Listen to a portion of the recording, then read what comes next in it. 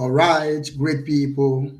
All right, we are live right now on Facebook. We are live, great people. Welcome once again today, great people of Biafra, freedom fighters, lovers of freedom are great people all over the world. You are welcome today on BTV Channel 1 under the leadership of Mazi Nwachineke Kanu. This is where we are today.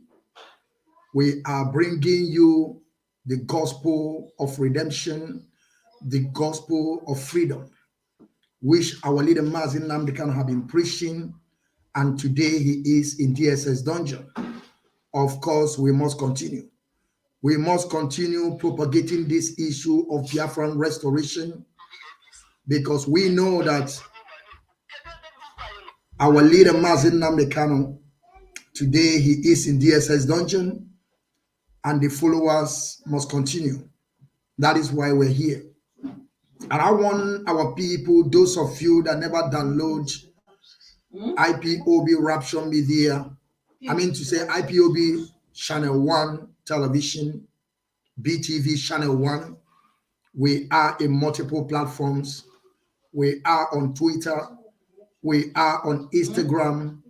We are on YouTube. On Facebook, we are in multiple platforms. So you can be able to search us there. We are also on BTV on Facebook. We are on IPOB Rapture Media on Facebook. We are on the Biafran Mazi Nwachineke on Facebook. We are on the Biafran Time Facebook. We are on Echo Biafra Facebook. We are on different, multiple. There are many. I'm just calling where you can be able to see us on Facebook if you want to join us on Facebook. And we are direct on BTV Channel 1. If you tune your BTV Channel 1, you are going to be seeing me live and direct on your screen. Some of you that they are here today in Europe, I want you to go and download the app so that you can be able to be getting it on your telephone, direct on your telephone. Channel 1 BTV under the leadership of Mazi Nwachineke Kanu. Are we out now on Facebook? I just want to see if we are out so that I can be able to move so fast. Because today I'm going to be telling you people how Boko Haram, how they start this terrorists called Boko Haram. I want to tell you people how this issue, okay, my phone, this is down. So my great people, freedom fighters, lovers of freedom, my great people all over the world, we have already joined BTV under the leadership of Mazi Nwachineke Kanu. I would like to say good morning, good afternoon, good evening according to your time zone. And some of you that are about to sleep, I will also say good night to you all. May Chukwu Kikabiyama bless you people and guide you all, protect you people on this. Yeah. Thank you. We are direct. We are now live on BTV. We are now live on BTV. Like I told my people before, we don't care about what Facebook is doing. We don't care how they reduce the viewers. This time around, our people on the ground, they are listening to what we are saying. They are seeing all our activities. That is why we're here, and we are not going to stop. So tell Facebook to hell with them. Of course, to hell with them, we don't care. We can tell them whatever we want to tell them, because we are today on BTV, Biafran Television on frequency, which is Channel 1, Biafran Television. You can see us there. You can watch us direct. Now, let me introduce myself before I move forward on this today's broadcast. It's very, very important that we begin to tell our people how this issue of Boko Haram started. I want you people to lend me your ear. I want you people to understand that all these terrorist groups, that they were today rampaging, killing and maiming and destroying people's properties, killing and kidnapping people, asking for ransom. We're going to talk about how all these terrorists start, because there is a root of all this problem. And I want you people to understand that the problem that you are facing today, they are terrorists. And I want our people to put this thing always in their mind. I want to use this as my preamble. And I always tell my people this so that they will be able to understand my point, that Nigeria have expired. That is something that all of you have to put in your mind and always, let it be ringing to you always, that Nigeria have expired.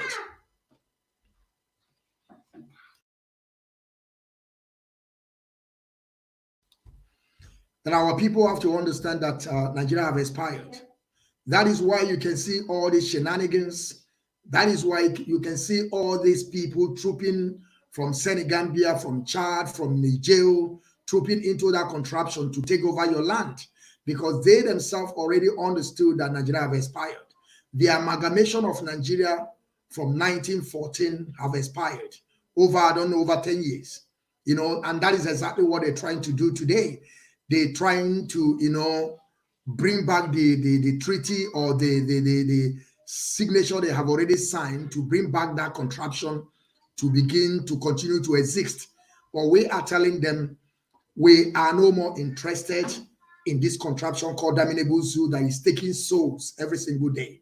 I keep on telling my people that why you see killings today in that contraption, why you are seeing maiming and destruction in that contraption, is because we are not one people. As Nigeria have expired, another thing our people always have to put in their mind is that we are not the same people. That is the reason why you see all these killings. And the day Nigeria ceases to exist, all these killings will stop, because they are using that opportunity, saying because they are Nigerian, they can also troop into your country. They can also troop into your territory, which is a Yoruba land or Biafra land. You know what I mean? So that is the reason why we see all these killings every day. The day that Nigeria will cease to exist, you will see all these killings will stop. Because before a Fulani that coming from Senegambia or Chad or Niger or from Sahel will come into your land, you must check him proper before he will step his foot into your land. But today, that is the reason why they tell you they want to bring a Ruga. And our people also have to understand that Ruga is a Hausa language. What is meaning of Ruga? Ruga means our own. Go and check it in Fulani's language. Ruga means our own. So anywhere they find themselves is their land. And why all this thing is happening is because you call yourself a Nigerian. Because you say that you are proud of Nigeria, and they are killing you every single day. You don't even want to understand the mess that you are into. Now, let me introduce myself. My name is Mazi Nwachineke, known as the Biafran child Nwachineke, the general. I am from Ihala in Anambra in Biafra land. I am a bona fide IPOB member under oath. Now you begin to understand. VOS is the highest office of this movement, led by Mazi Nwachineke, Doziem, and Mazi Nwachineke is the highest commander. IPOB is our family.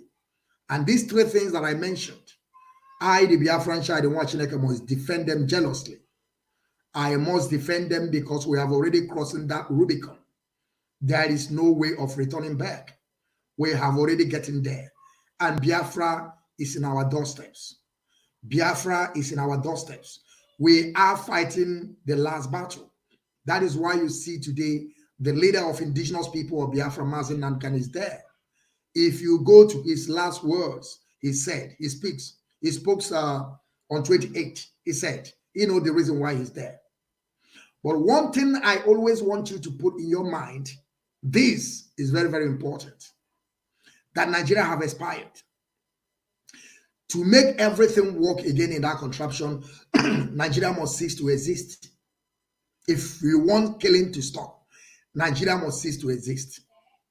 And I'm going to be showing you people different videos to see how Fulani terrorists started and who are those people in support of Fulani, the people that are funding them. The reason why they created that group called called Fulani Boko Haram, Isba, and all the rest of them. The reason why they created it is something that I'm going to be showing our people. We are still creating awareness, telling our people how it is. Now you begin to understand. I want us, Mazi, I want you to bring me that video, the first video that I want, so that our people can be able to see what we are talking about. I'm going to be showing you people a lot of videos today. And I want you people, after I'm done with my video, you can also call in. You can also call in and tell us how you feel. I will make sure because today is going to be Q&A. I want people to also join me. If you think that you can join me, you can join me, but not now. After I'm done with my broadcast, you can join me and contribute. And as you are going to be joining me, after you're done with your question or your contribution, you have to log out straight away. I don't need somebody to occupy my space here. And again, I want to tell you people, whenever you join this program, please, my great people, don't join this program and come here and begin to tell me what to do. You are not in that position to tell me how to run this. No, you don't have that right. However I do it, you take it that way. Or whenever, or if I have time to answer some people, don't call me, begin to tell me what to do. No, you don't have to tell me that. Whatever I gave to you, you will take it. Because most of people don't even know how I get to this level that I am today. But we know that it's all about consistency. We are consistent in what we are doing. That is why I get to this level. So you don't tell me what I know already. Whenever I put it out there, I know the reason why I did it. So I want you people to understand. I want you all to listen to this audio tape. You begin to know the plans of Fulani to our people. The plans of Fulani to our people. You will see that Fulani people have been planning this for years.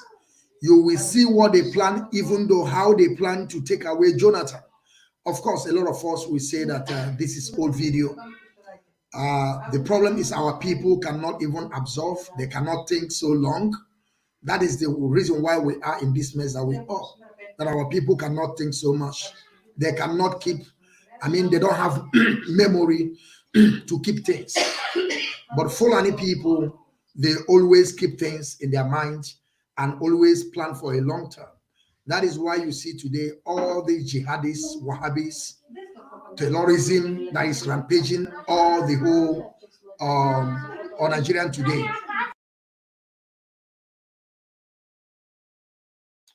That is why you see all these terrorists rampaging Nigerian today, because our people don't even know the mess they are into. I want to bring up this video so that you people will see the plans of Fulani, what they have already planned. I want you to see what Fulani have planned. Congrats, Nigeria. Because, let us hold it here. This a discussion is between one Alhaji Shetima, because we have to begin to understand that these things have already been planned and put in place, should be in case this time around come up. This is a plan of Fulani. This is a Shetima, not Shetima Yerima. This is another Shetima, the one that is a running mate to Ahmed Tifubu. Ahmed Tifubu. This is a running mate. I don't know if they have already concluded. I don't know if they have already concluded to have this man as his running mate, as his vice president. I don't even understand. But I want us to understand this, because this is something that these people have already planned. Mazi, I hope my voice is coming out clear. Am I having some disturbing here?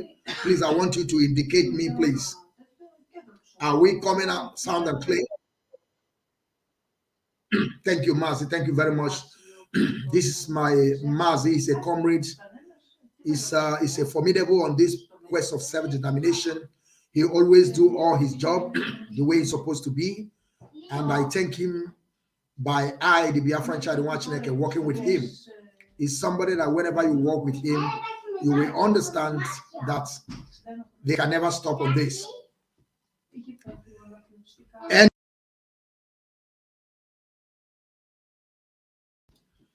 thank you, great people. Now I want us to see this. This video that I'm going to be showing you all now is a video or audio tape, I mean to say. I don't know why my voice is cracking. This is the video, audio tape that were leaked. This is what these Fulani people have been planning against the Biafran people. And I want you to listen to every statement that is coming out from this man called Shetima Tukunle. And I want you people to understand that it's something about Fulani that whenever somebody say things that is sensible or something that we can be able to reason, I'm going to reason with it. There's something about Fulani that I like. There's something about Fulani that I like. These people always in control. They will never allow you to say anything.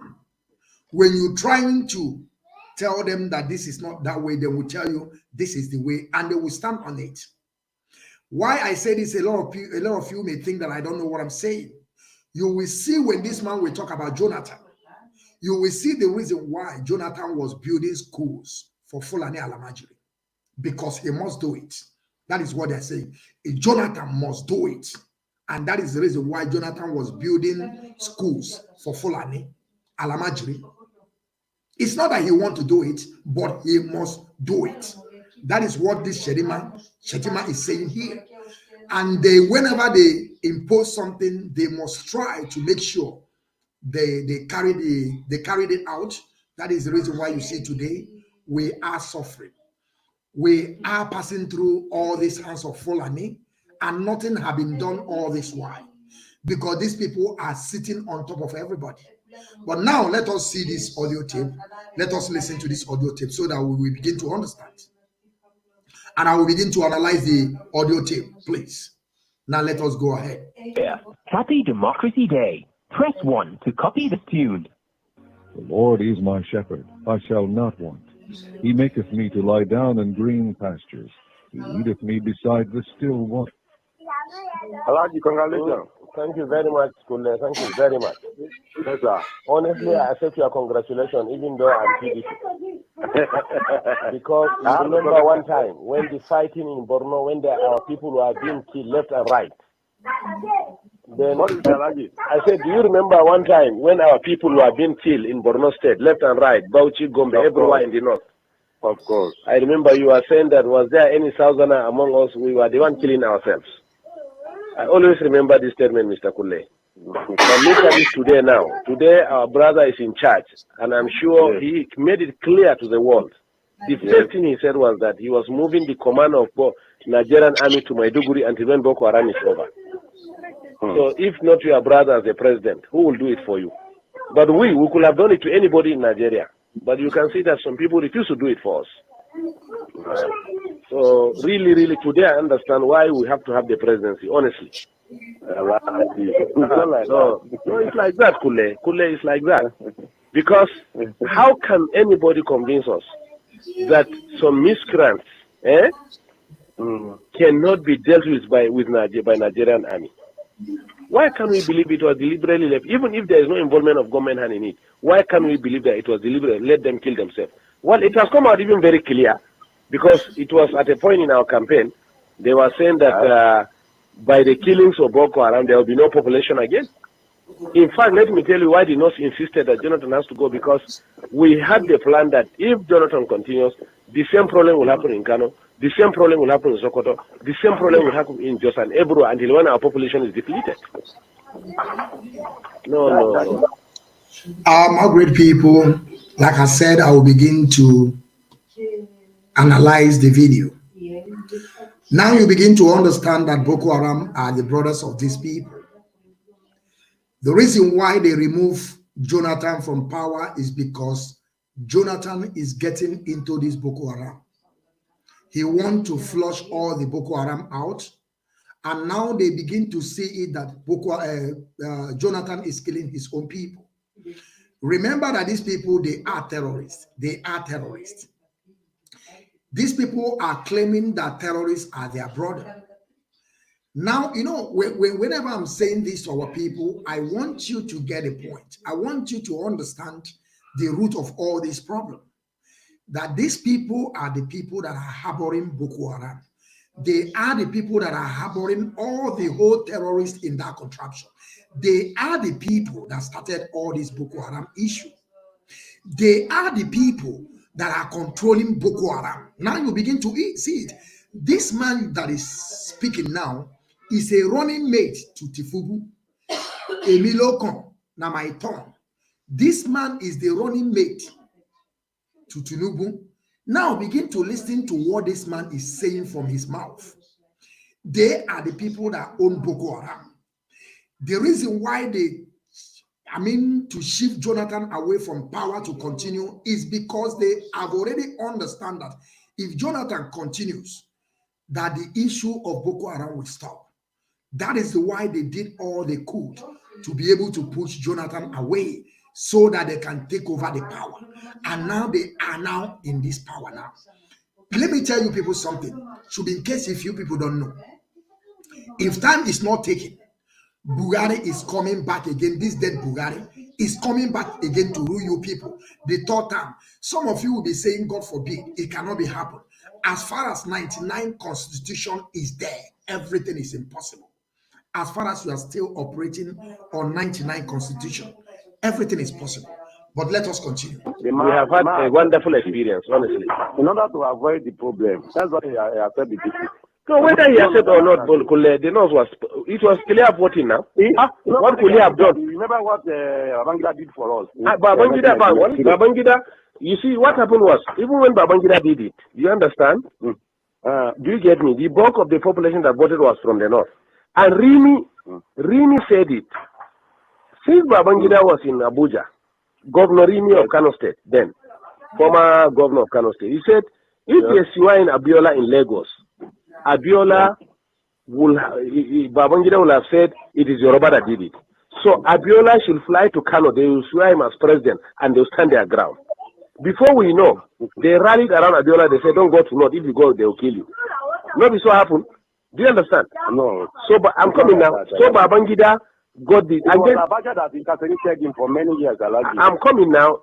I'm coming. Before we are talking about the cancellation now. The cancellation of the elections.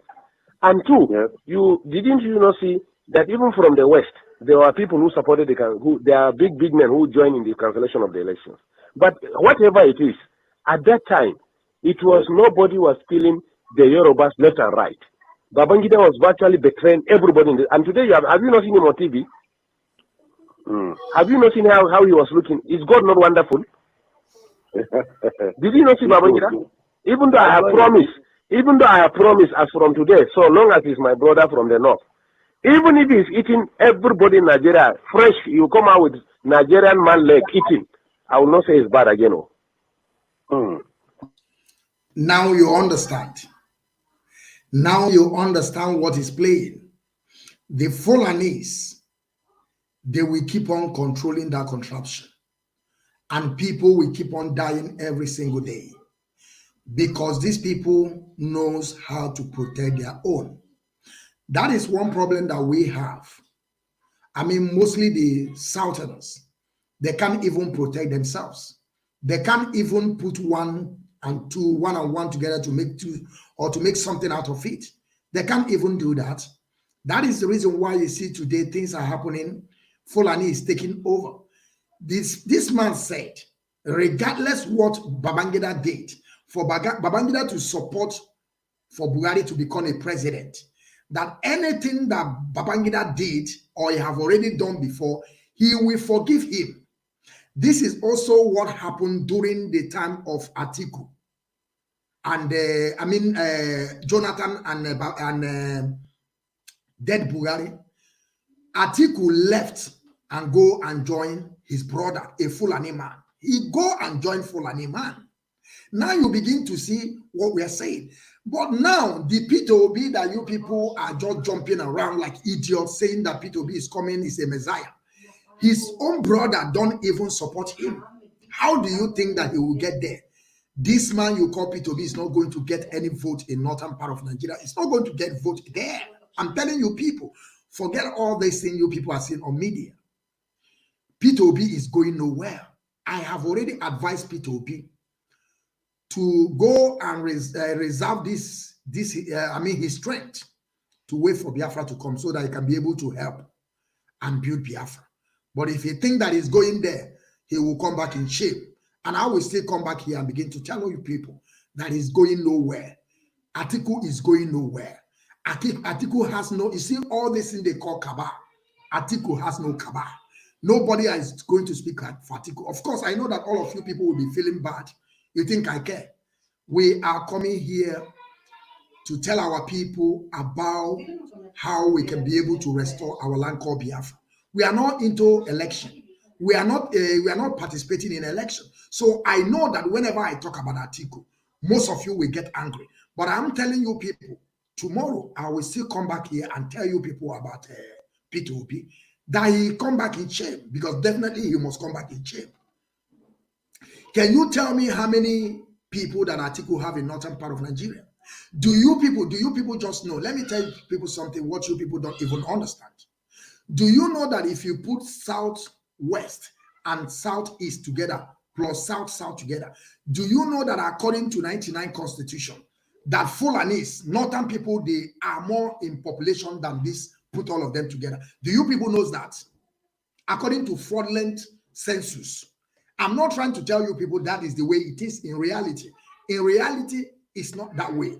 But when you're talking about that written note, that constitution of Nigeria, 99 constitution, that says that the northern part of Nigeria, when you bring the southeast, south coast, so-called south, and bring southwest together, put them, the population of northern side is more than south.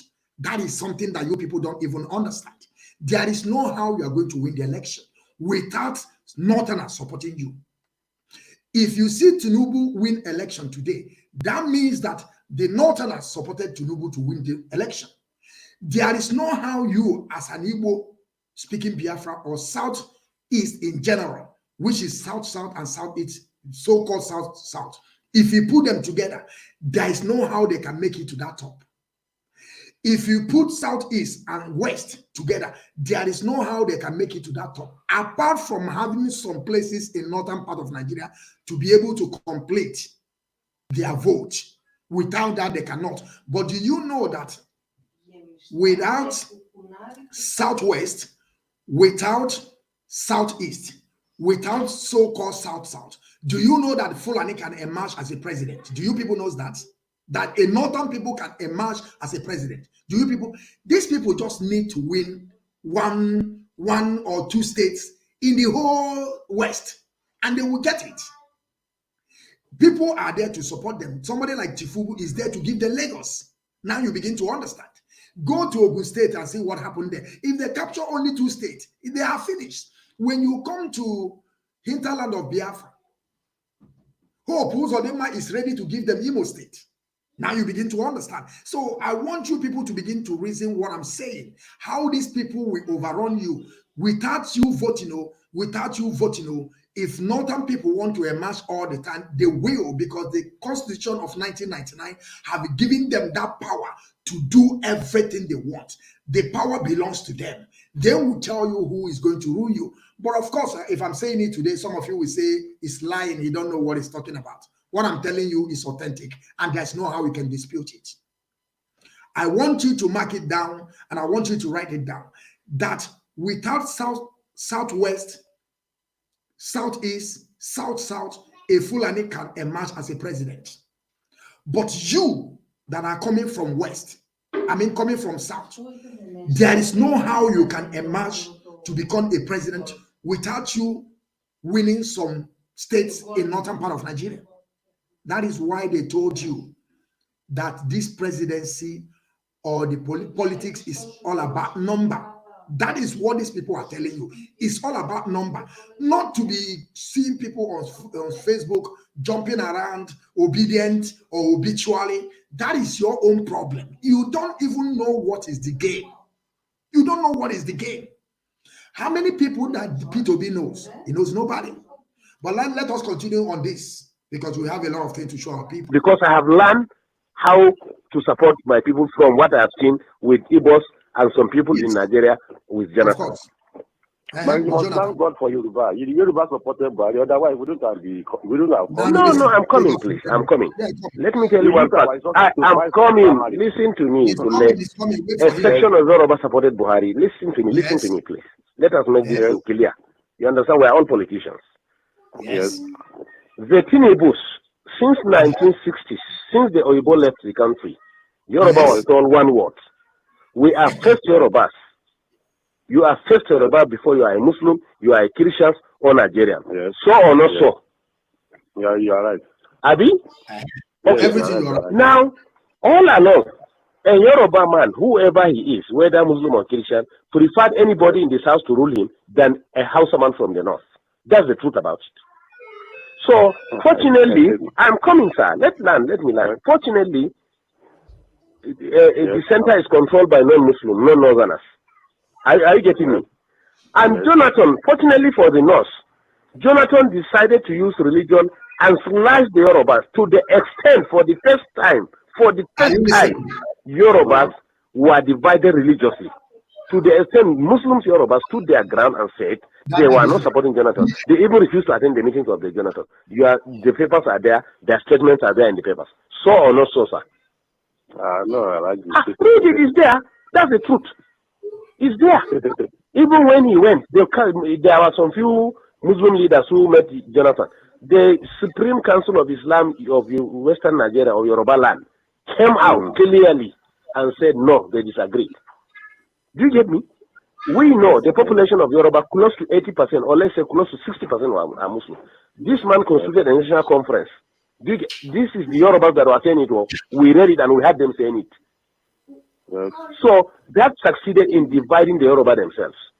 Now, two, the humiliation, whatever they did to us, our own was that let them kill us and reduce our population. But at least they still know that we are significant politically and they allowed us to maintain some position. But in the case of Yoruba, they were sliced out of the whole system. So or not so? That was how Tinubu and the issue of Boko Haram, if we have to talk about Boko Haram, it's not from the south now. I am coming now. Let me forget about Boko Haram now. We brought about the Yoruba politics. Now, Tinubu and the Yorubas generally carried what happened to them and went to Kaduna and met them in Kaduna and begged them that we have to put our head together. Look, sir, let me tell you the truth and find out. At a point, the Yoruba being humiliated under Jonathan were even considering to cut off and put their Oduduwa Republic. But they realized if they do that, the Igbos were completely in charge of finance. My great people, I want you all to bear with me. There is no how I can stop the voice just like that because I have also my family home here. And I want you all to bear with me. There's no how I can stop them for not be talking. So I want us to just bear with me. Like what we're doing is voluntarily. We're not getting paid for us to shut everybody up. So I want you people to bear with me and understand that the kids this time around, they are on holiday. So they are not in school. So I cannot do because of the broadcast and begin to push my kids away. It's impossible. So I want you all to just bear with me. There's nothing I can do. They will keep on talking, but I want you all to pay attention. I'm sorry, but there is nothing I can do about it. I understand, and I hope you all also can bear with me. But let us proceed on this. Thank you, my great people, freedom fighters. Civil service, security, and everything. If they dare do that, now you can not enjoy exactly. I'm coming now. The Yorubas now. You didn't benefit at all. I'm coming. Yes, the Yoruba at a point, the Yoruba intelligence at a point realized that if they cut off, the Igbos will finish them. If they stay as it is and Igbo continue ruling, they will be completely finished. Before Jonathan, significant part of the economy, who are the accountants are Yorubas. Who are the judiciary and lawyers are Yorubas? Who are the civil service are Yorubas? Today you can't find any one of them. So or not so? So that's why the Yorubas say, even if we want to leave this country, we must get this power out of the hand of the Igbos and reposition ourselves. The Northerners really benefited under Jonathan too much, Alaji. Hey, we have the calculations of the government. We agree. What can he do? He must now. He must. He wouldn't do to us that. He must.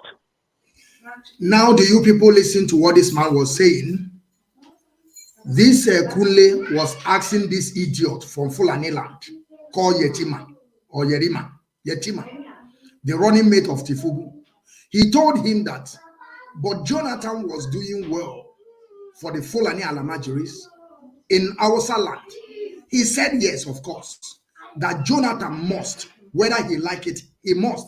There is no, you see, it's something that he must. Now are you begin to understand that Fulani controls everything?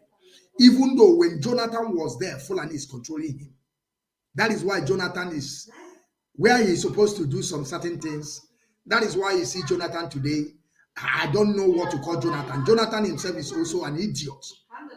He's supposed to follow his own people. He's there, you know, trying to help the Fulanis that they don't even want to go to school at all. They don't even want to, listen to what they call Western education. That will show you today that religion has nothing to do with taking over your land. Because if you put it in that form, British people, they are, majority of them, they are Christian. Their land is a Christian land, but today they are supporting Fulanis.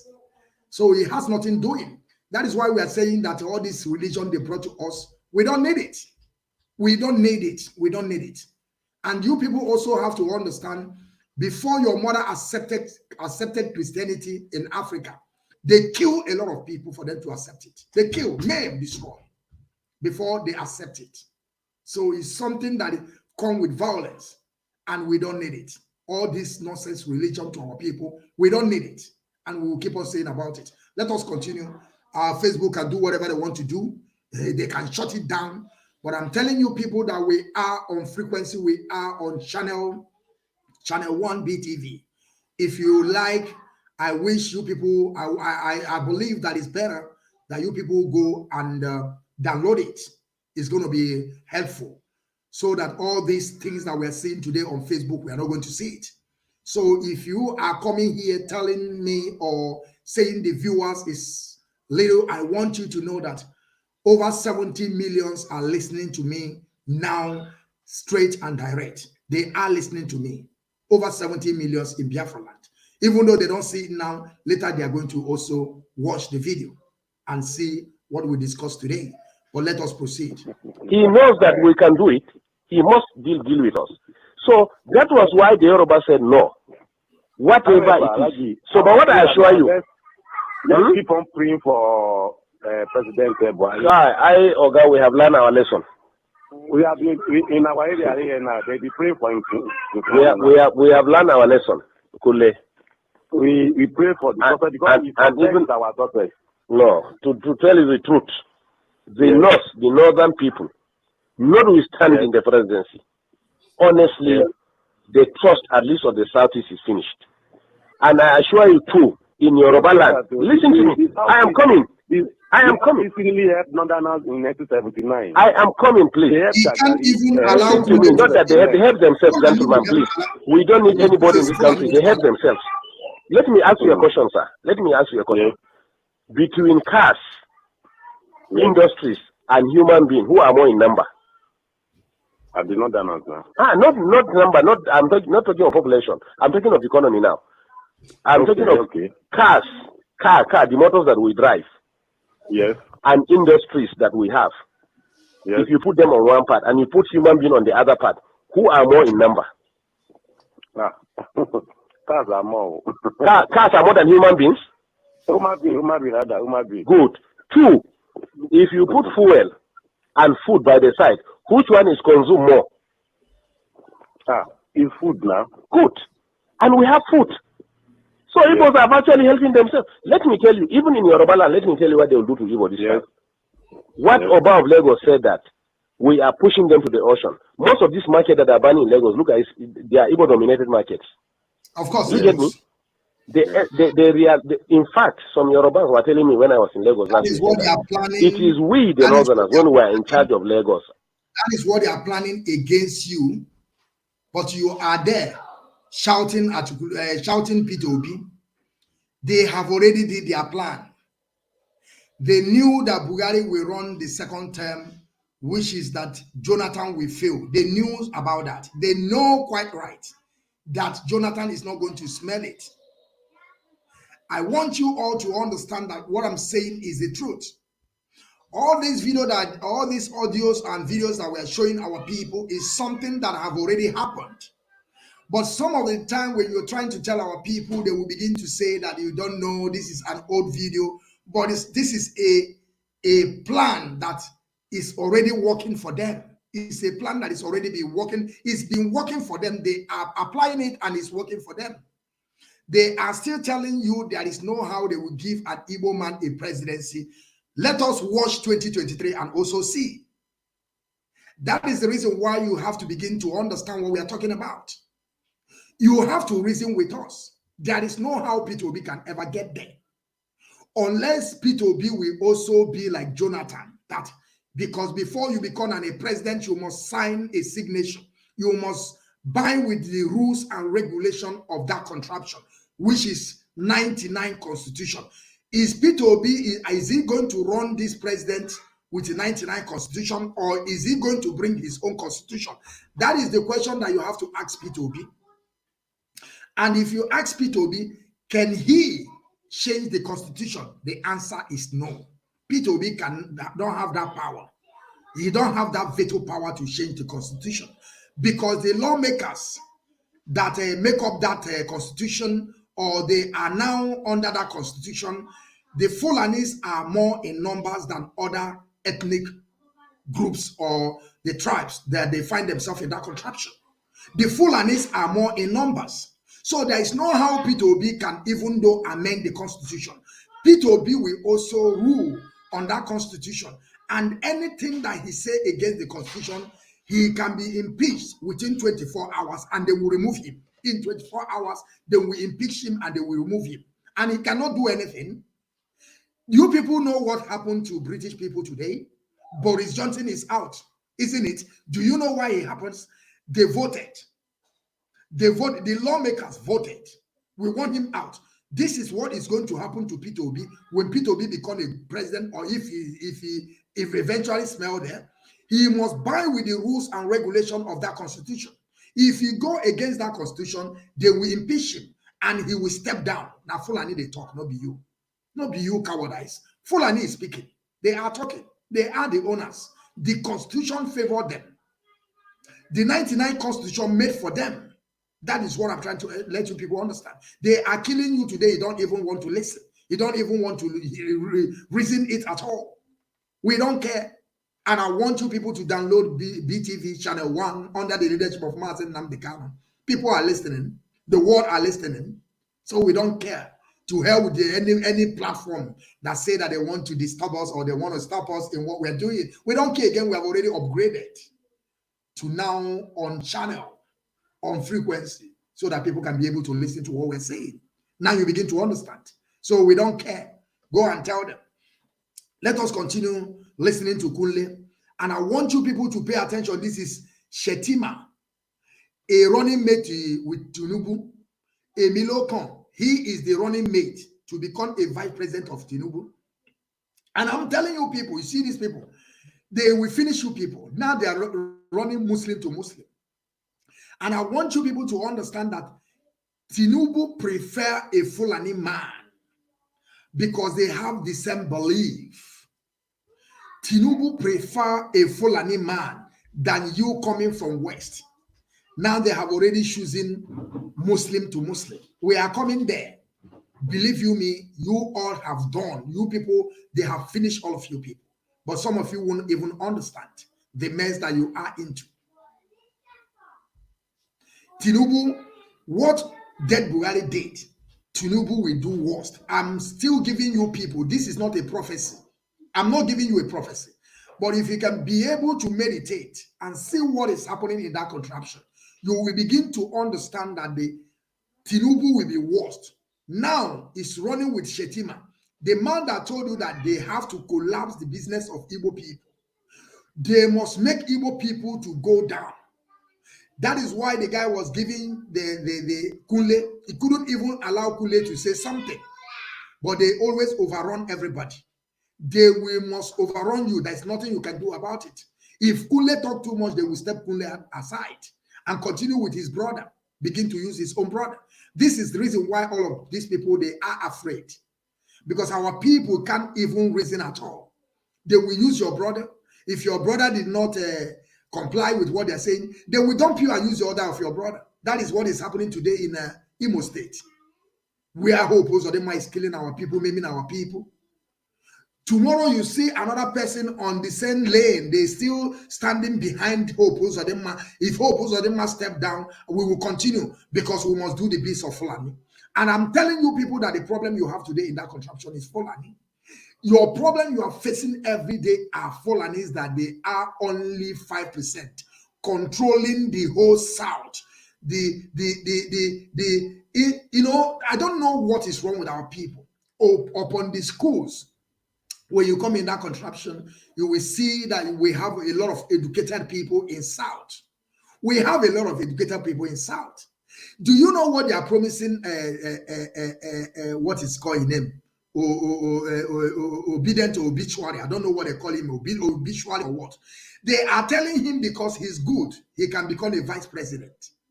But why can't they make obedient president? Because they don't want him to be there. Fulani have to be controlling. Obedient have to be under somebody. So that person will begin to tell him what to do. Now you begin to understand it. There is no how you can smell it. I am telling you people, honestly speaking, I have already said it out at number. There is no how Nigeria can be repaired. There is no how Nigeria can be revised back because that contraption have already expired. Are you people listening to what I'm saying? It have already expired. That is something that those people find themselves in that contraption couldn't even understand, that Nigeria have expired. The amalgamation of 1914 have expired. And that is why they are trying to do all their best to continue on fraud. Nigeria is built on fraud. The foundation of Nigeria was built on fraud.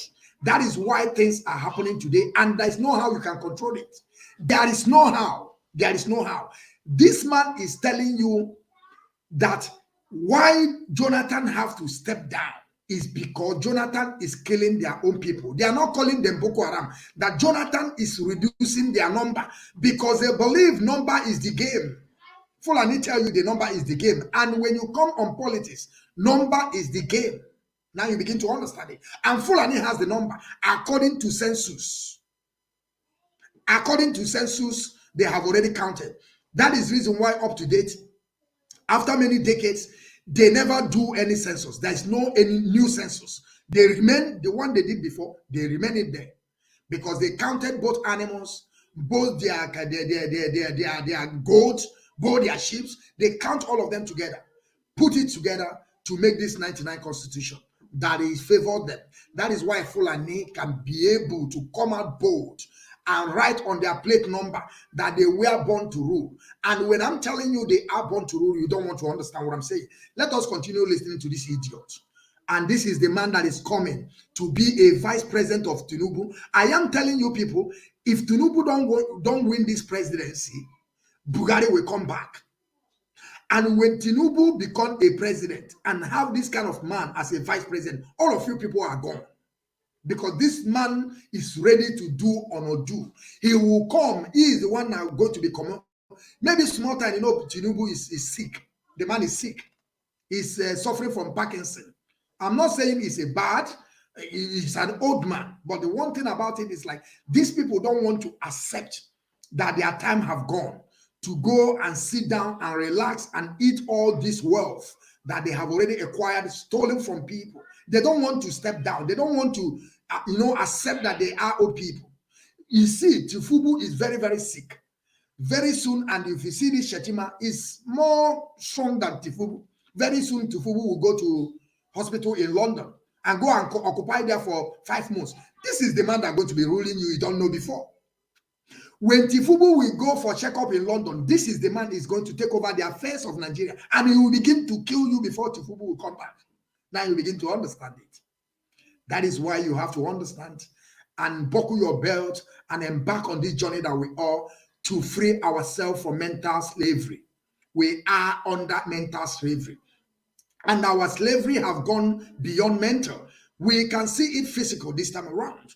Our slavery from Fulani, you can see it physical. They are showing it. They are improved. They prove it in many occasions. Like according to what is happening today.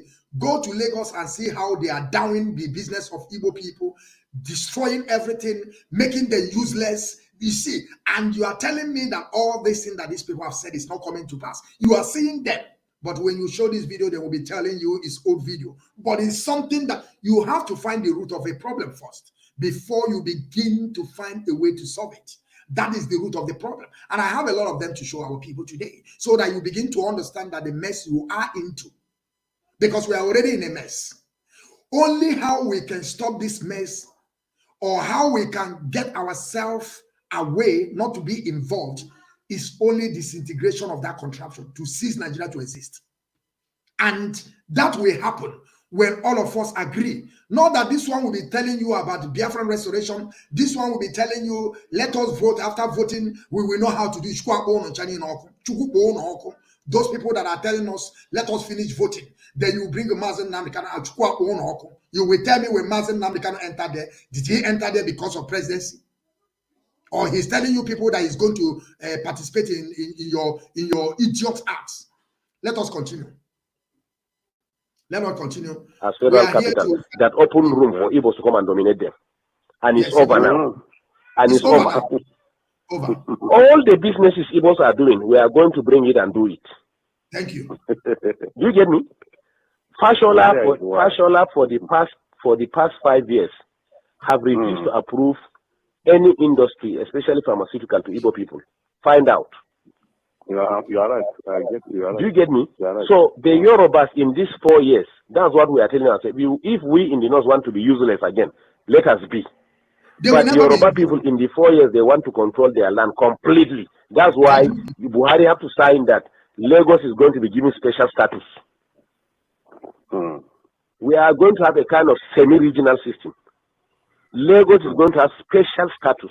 It means nobody again will control Lagos. The indigenous of Lagos are the ones that are going to control Lagos. They can form land policies. Do you get me? They may decide to say, you as a Yoruba man in Lagos, you will pay 5,000 naira per annum for a land. As yes. Me as a Hausa man, I will pay 10,000 naira. Igbo man will pay 1 million naira. This is why they are heading for. Is it not happening? Is it not happening? And do you know the stupidity of our people and the idiocy of our people, that our people is keep on running to northern part of Nigeria and keep on developing their land for them? That is something I don't even understand from our people. That all this threat, all these things that we are seeing this time around, Koro, our people are still running there, buying house, building mansions. Tomorrow when you kill them, they will begin to run like idiots, saying Fulani are killing them. But you are running to Fulanis. Our leader have been saying this in time without number.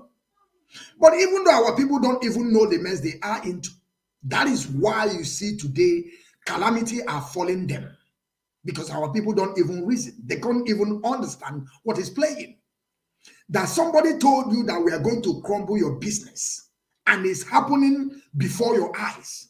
You are seeing how they are burning your properties, your jobs, where you occupy, mostly the Igbo people, and you are still running there. This is something that is wrong with our people. Our people are happy when their brother's shop is burning, so that they will say, this man, his own is gone. From now, I will take over. Somebody that is opposite his shop, that they are selling the same building materials or selling the same clothes, he will be happy because of his brother's shop were burned down. So he will say, this guy have called, go away from the road. Then it will be my turn now to make money. Do you now begin to see the stupidity of our people, or the idiocy that still remain with our people? They kill your brother instead of you to pack your properties and go back to your land, to know that after your brother, they will come for you. You can't even reason about it. You are happy because your brother's business have go down, that from there you will get up. You must be an idiot. You must be a stupid non-entity by you thinking so. And that is the problem of our people. That is why we are finding ourselves in this mess always. Let us continue. They are crumbling your business. You are still running. Fulani, Fulani, they don't know anything. Fulani, they don't have sense. Fulani is using you now, but you know that they don't have sense. Idiots. They have been ruling you. People that don't even went to school. People that are rearing cattle, carrying stick. Today they are carrying AK-47. They will come, you will begin to run for them. You are killing your brother because of, say, you go to school, you want to take his girlfriend. because you are in one court or the other, confraternity. Your brother have a girlfriend. You want to take the girlfriend because you are in court. You go and kill your brother. But Fulani will come there to kill your family. You won't even see them. You won't even see them. The day that you will find them, you will call them. You will begin to say, let us call police. And whenever they find your own brother, they don't call any police. They do jungle justice. But your own, you want to be civil. You want to be civil. Let us do it. And you don't know how to do a jungle justice. What are you people waiting for? We need jungle justice to anybody that commit a crime against our people. We need jungle justice to them. We don't even need to show them on camera. That is why you see, I will say anything I want to say. We are on Channel 1 BTV under the leadership of Mazi Nwachineke. Fulani can never come to your land and kill you. You will fold your hand. You don't have to. Well, I always tell my people, always stay in defense. But let them come. Don't have mercy upon them. Let them come. Don't have mercy upon them. Don't you even think about it at all. Or when you see them begin to show us video. Why are you showing us video? Who want to see them? Who want to see them? Is Fulani showing you our people they are maiming every day? Are they showing you anything? And our people will also help them promoting the video. Come and see what they do to this one. And come and see. Like say you don't know what Fulani are doing every day. They went to Owo to massacre our people. Is the video trending today? We have already forgotten about it. That is the sense and the mentality of black people. They are idiocy in them. That is why you see them, they can't even plan ahead. They can't even think at all. Or trying to put their memory and flash back and understand the reason why they were in that mess to recollect it. They will not do it. They will tell you it's already gone. Well, let's forge ahead. That is the reason why we're in this mess that we are today. Let's forge ahead. Forget about it. It's gone. This thing that Kule and this man, Chetima, said over 2 years ago before, but now it's happening. You will bring in somebody will tell you, let us forget about it. Let us don't talk about it. It's already gone. It's all like say it's not happening today. It's a plan. Something already planned. That is why I will keep on bringing you the root of your problem. If you want to learn, you learn. If you don't want to learn, we are still in the same mess. We are in the same, all of us. Be you in abroad, be you in that contraction called Daminibuzu. We are all in the same mess. As you are suffering there, that is how I cannot come back. Now you begin to understand. All of us are in the same mess. By the time you wake up from your slumber and embark on this journey that we are to liberate our people, to cease Nigeria to exist, that is when this killing will stop. That is when Fulani will stop telling you or telling you what to do. Because they are controlling everything. Let us finish watching this video so that I think I will not stop the video again because I have a lot of video before I open my line. Do you get me? So now, unfortunately, again, the attitude of the Igbos have made the illiterate northerners who have not gone to school to realize now, I said they are powerful. They are the one who gave these people land to stay. They are the one who give them food by the power of God.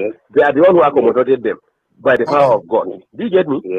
Since Igbos can turn around and humiliate us, look at what they did to us. Those people that they assembled about 400 of them and called them Boko Haram. Do you understand? Do you know that they picked them one by one? They were not moving in convoy. They made some of them to drink their urine. Some also have to come and meet the president and tell him that, look, if one person is killed among these people, I'm telling you, no Igbo man will come out of Kanu. That was how they released the Hausa people from Jigawa and Kanu, whom they selected and arrested and called them Boko Haram. 2, you are in Nigeria, I'm in Nigeria. Rochas was actually brought up in the north. But it is in his own state. That's why we are telling you, even the Amechi, the Rochas of Colorado, that are MP, we don't trust them. They are on their own. Let me tell you this. This is the way they don't trust. This is the way they also don't trust P2B. Remember that this man said, Rogers Agboga grow up in the north. He grew up there. Rotimi Amechi go to China to borrow billions of nairas, millions of dollars, instead of Rotimi Amechi to develop where he come from. He went to go and begin to build a train rail from Dawara to Chad, to Niger. Now are you begin to understand? You see, I don't know what can I do for our people to begin to understand what I'm saying. I don't know how to do it. I'm just trying to find out how can I, open the minds of our people, this their coconut head, to put sense into our people for them to begin to understand.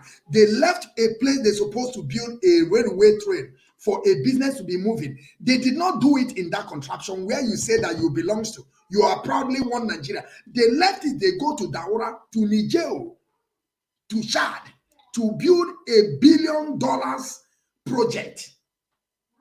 You say you're in Nigeria. Just imagine that you are from let me just give an example of Soludo. Soludo go to bank and borrow money that he want to build a road. Borrow billions of dollars to build a road, and now carry the money now go to Sokoto, begin to build a road in Sokoto. This is exactly what they're. Even though if I call Sokoto is different, because Sokoto is also, they are also that the same contraption as we are saying today. Let us put it. He collected money from Nigeria, from Anambra. He go to Ghana, Accra. He went to Accra to build road for in Accra. That is exactly what is happening today. Upon Rotimi Amechi did all these things, they are telling you we can never trust them. And now you think that these people will trust P2P. Every Igbo man is a threat to Fulani. As far as you answer that Igbo name, is a threat to Fulani. And Fulani cannot afford, they cannot afford to lose power to any idiot that will never listen to every of their plan. If you don't, they can never give you that chance. And for them to give you that chance, you must take oath. And this oath is not a normal oath of this kind of oath we are taking in Biafran restoration, that some people will took it and go and be doing nonsense, that the oath will catch them after many years. The oath we are going to take is instant oath. If you deviate, your own is gone. If you ever deviate, your own is gone in total. You are not going to stay there. That is the oath these people took. They took what they call the real oath. Even though some people may be beside you, if you mess up, they will impeach you, or they will begin to put allegation on you. Now you begin to understand. Now let us finish it. Before we move. They are on their own. Nobody can deceive us again. We are wise now. Businessmen now. They are businessmen. No, what I'm telling you is that Rochas he's running to Sultan. He didn't know Sultan has no significance in this government. Even last 2 days he was in Sokoto. He didn't know that even Sultan has no significance in this government. He was in this north. It was Rochas State, Imo State, that they started saying that Hausa people must have ID card to live in that state.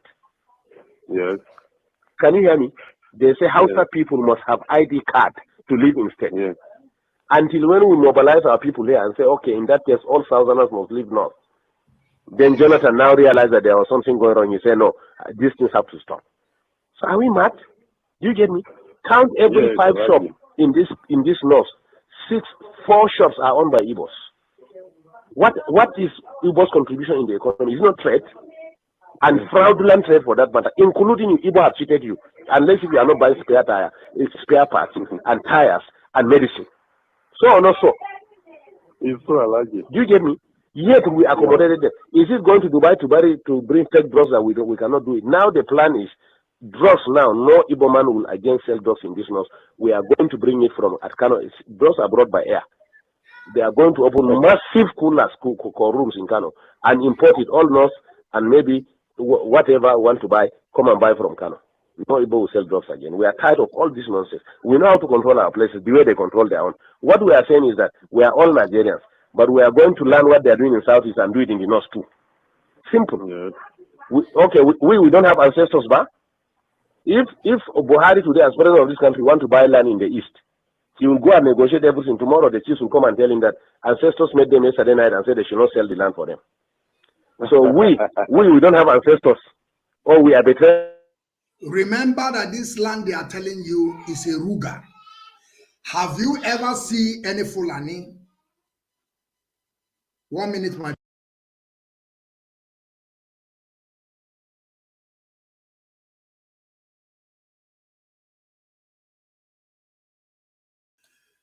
And I want you people to understand this. When they are talking about land, have you ever saw any Fulani any responsible Fulani, all this allergy that we are seeing today, have you seen or saw? If you see, let me know. You can also write it here, or any Fulani man that is watching us should come and tell me where a Fulani man built a house in our land. Apart from this land they are talking about is Ruga. And you people don't know the meaning of Ruga. I've said it.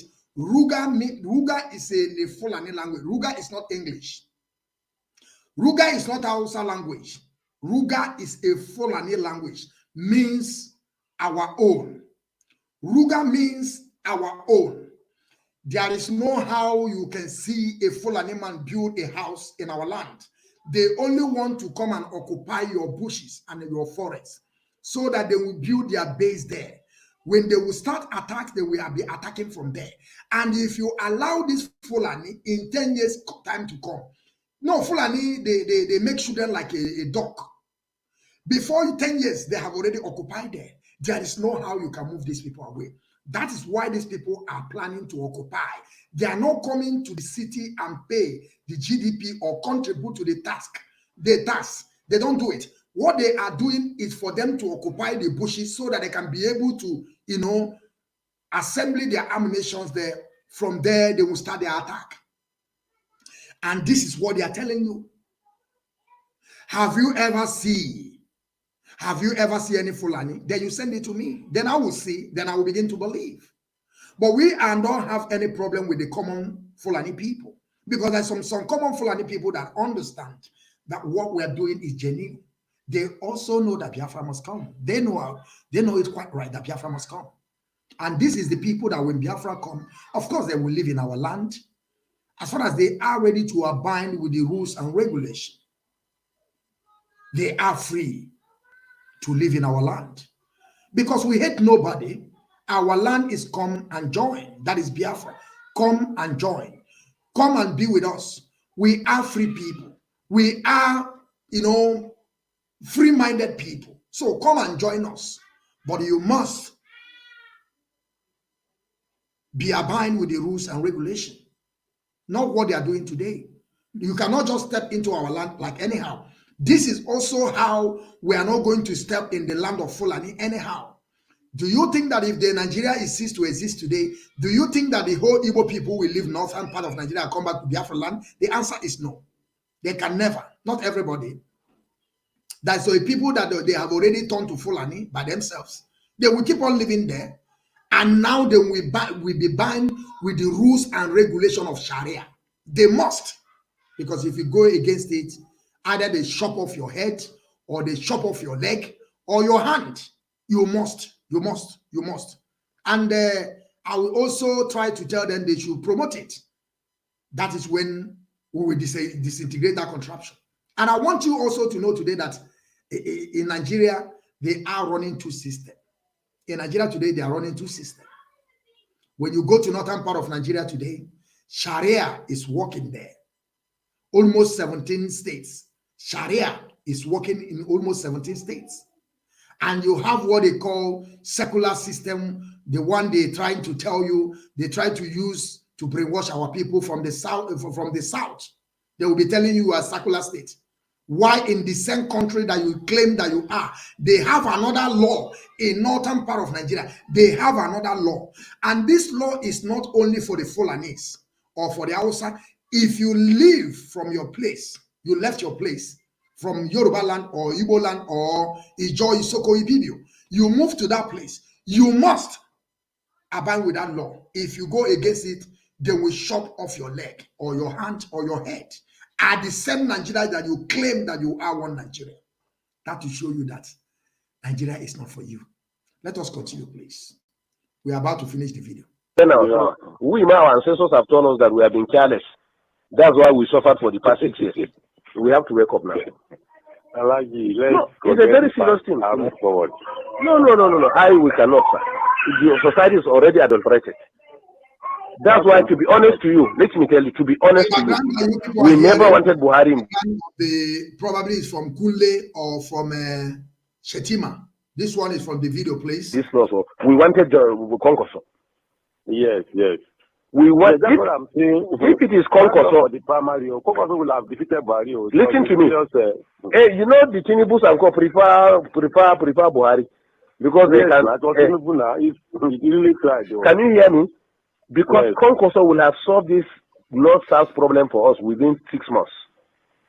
In Kanu, Konkoso gathered all the Igbos and told them that all these drugs that he closed all those fake drugs they are selling in Kanu. They know him now. So that's why we wanted Konkoso to be the district. Igbos made in Abuja and warned us after the election that they were the ones in charge of 75% of Abuja is their own. They should be given ministers. Can you imagine? Negotiate and say this is the governor they want with their rulers, everything. Igbos say no, he cannot be governor. Haba. In somebody's land. In somebody's land.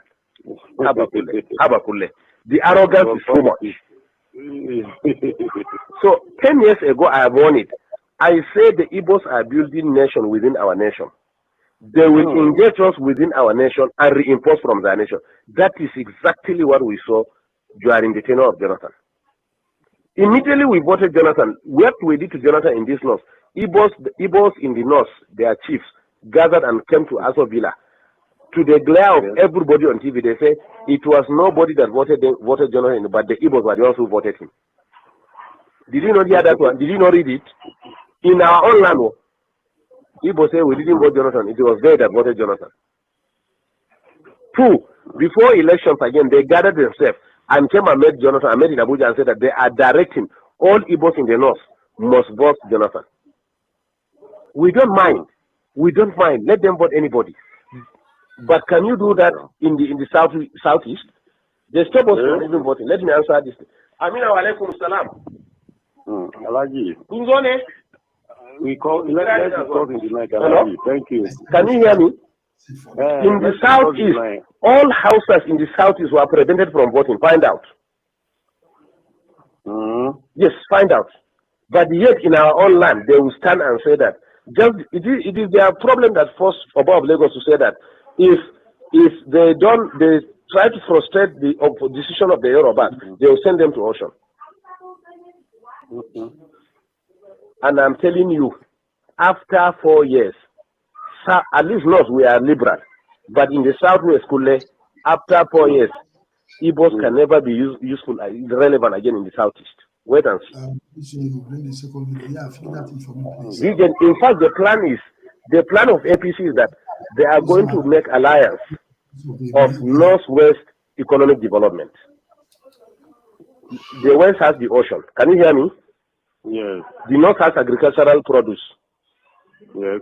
So what they are going to do, the government is going to develop all the agricultural and mineral resources in the north.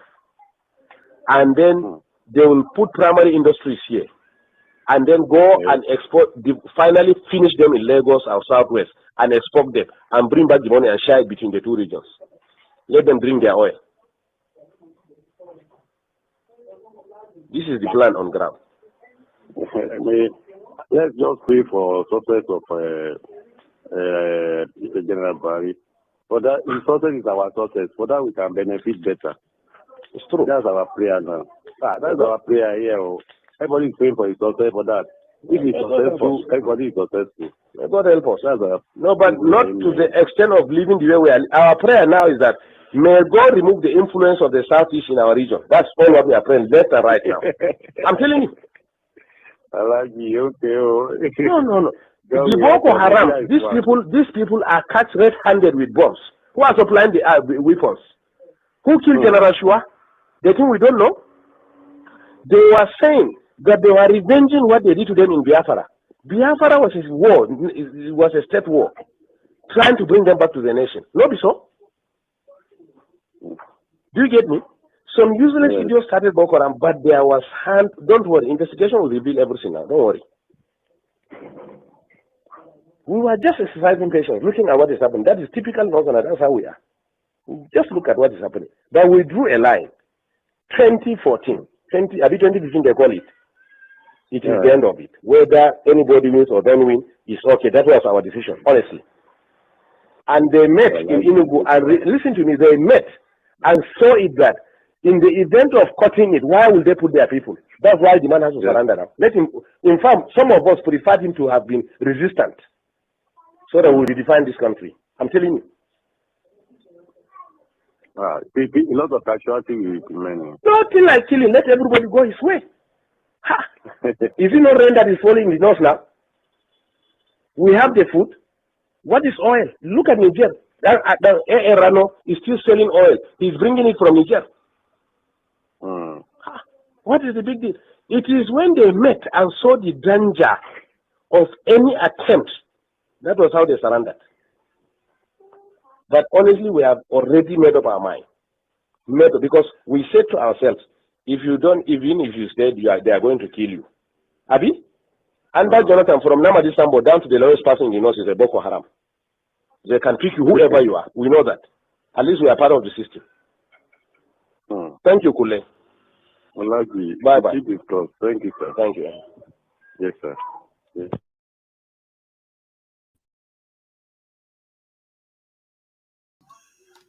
Yes, great people. We just finished listening to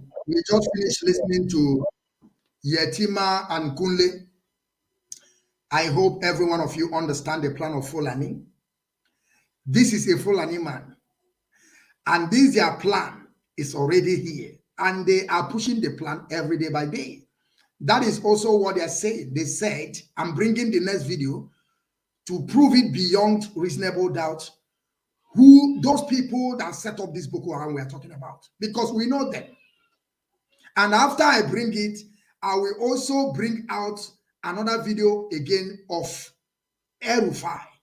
But the video that I'm going to bring now is one of them, an Hausa woman, saying how this issue of Boko Haram starts. Because you see, if you people don't know who is funding Boko Haram, if you people don't know those that started this Boko Haram, we are telling you that Boko Haram was formed in a sense to counter Jonathan, in a sense to have a militia that anytime that you are thinking that things are getting out of hand, then we push this Boko Haram, their terrorists, to begin to attack communities, to put fear in you. That is the reason why all these things were created. These people know what they are doing. That is why sometimes we tell people, Mazi Nwachineke Kanu created ESN. We remember when Ohaneze Ndigbo, idiot. Do you know that Ohaneze Ndigbo tried to say that they want to take a slot on ESN so that they will begin to sell our people out overnight? Before you know it, they have already destroyed all our camps.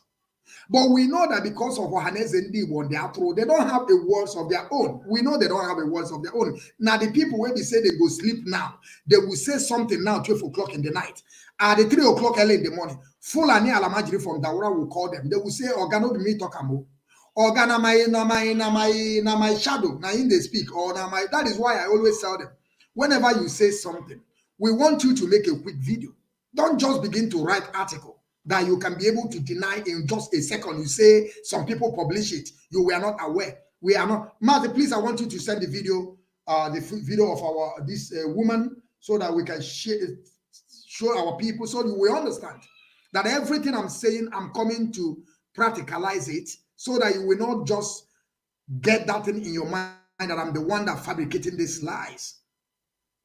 I want you people to understand that Fulani have taking over their positions. And believe you me, there is no how this power will go away from Fulani. There is no how. And I want you people to understand this. Whenever you see anybody tomorrow emerge as a somebody, maybe you come from Southwest, like the way Tinubu is going to emerge tomorrow, because I am telling you people who will be there. I will tell you it's not a prophecy. We are not prophesying here, but we meditate and understand the system of that contraption. That is why I'm telling you who will become a president. If Tinubu is not a president, listen to me, they will hand over this president to terrorists. The military will come and invade and take over. We will go back to military regime. And that time it will be more worse. If you speak, your own is gone. All this you see that Wole Soyinka can be able to just say, they came to my farm, they destroyed my farm. By that time, Wole Soyinka cannot even open his mouth to speak. Because if you mentioned, now army is the ruling, army have taken over. That is one thing I want you people to write it down today. If Tinubu did not emerge as a president, Atiku will revise back his winning. You people remember that Atiku won Buhari during election, but because of his brother, and they allow Buhari to, he give his vote to Buhari, and as he give his vote to Buhari, the case is still in the court because these people have, these people know how to manipulate people. Why our people are there jumping around like idiots? As the case still in the court today, he still gives all his support to Buhari. But do you know that Atiku can also revive that case back? Because the case is still today, it's not been closed. If Buhari, what is his name? If Tinubu, now my turn did not emerge, because now they are going for Muslim to Muslim. And that is exactly what Fulani people want. The Fulani will be the second man. Like I said, Tifubu is about to be visiting his sick bed very soon. Buhari will be visiting the sick bed. Mazi, the video is out. Please bring it back again, please. Tinubu will be visiting the sick bed very soon. And this Yetima, or who it may be, will take over and begin to sort out all of you. Of course, some of you people won't understand. Do you know that Tinubu is suffering from Parkinson? Do you know that Tinubu is peeing on his clothes? Do you people know that? Do you people know that Tinubu cannot stand on his own for up to 10 minutes? I mean, standing without holding anything. Mazi, the video is not yet out, please. Do you people know that Tinubu cannot stand for 10 minutes? This is the man they are bringing to you all to begin. Thank you, Mazi, is out. And now begin to rule you. And you know that as Buhari is visiting London hospital, since we told you people that Buhari have died, and they brought the real man, the mask wearer. Have you heard about Buhari going to hospital again? It's no more going to hospital. Very, very soon, maybe, what is his name? Tifubu, after his first tenure, they may buy Tifubu too, telling you that Tifubu is there. This Yetima now will take over power straight. Even though if Tifubu die, they are not going to hide it. Because who is the vice president is Fulani to take over. They are not going to hide it. Them now will come and announce it to you all that, look at Tifubu have joined his ancestor. And what are we going to do? Yerima Shetima take the lead. And you see, Fulani take over. And do you know what they are going to tell you? After Yerima Shetima will finish the tenure of Tifubu, they will still tell you that it's not Fulani that is ruling, that he was taking the position of Tifubu, that he helped Tifubu to finish his tenure. And you know now Yetima will be the man that is leading. Do you know what they will do? They will do election now. You see that thing they denied Jonathan to continue for his tenure. The Yetima will continue with his tenure because they own the population. And I want you, whenever I'm saying this, I want you to keep on agreeing with me. Don't disagree with me. I am not telling you according to what you are seeing physical. No. I am telling you people what the Constitution said. The written paper, the written document, what is said. That is where you people have to begin to bring out your argument. I'm not telling you when you go today. How can you tell me that when you put South and a so-called South and Eastern region of Biafra, when you put all of them together, how are you going to tell me that Fulani is bigger than them? The Fulani is not bigger than them. That is 100%. But now we are basing on the Constitution written down. Are you getting my point?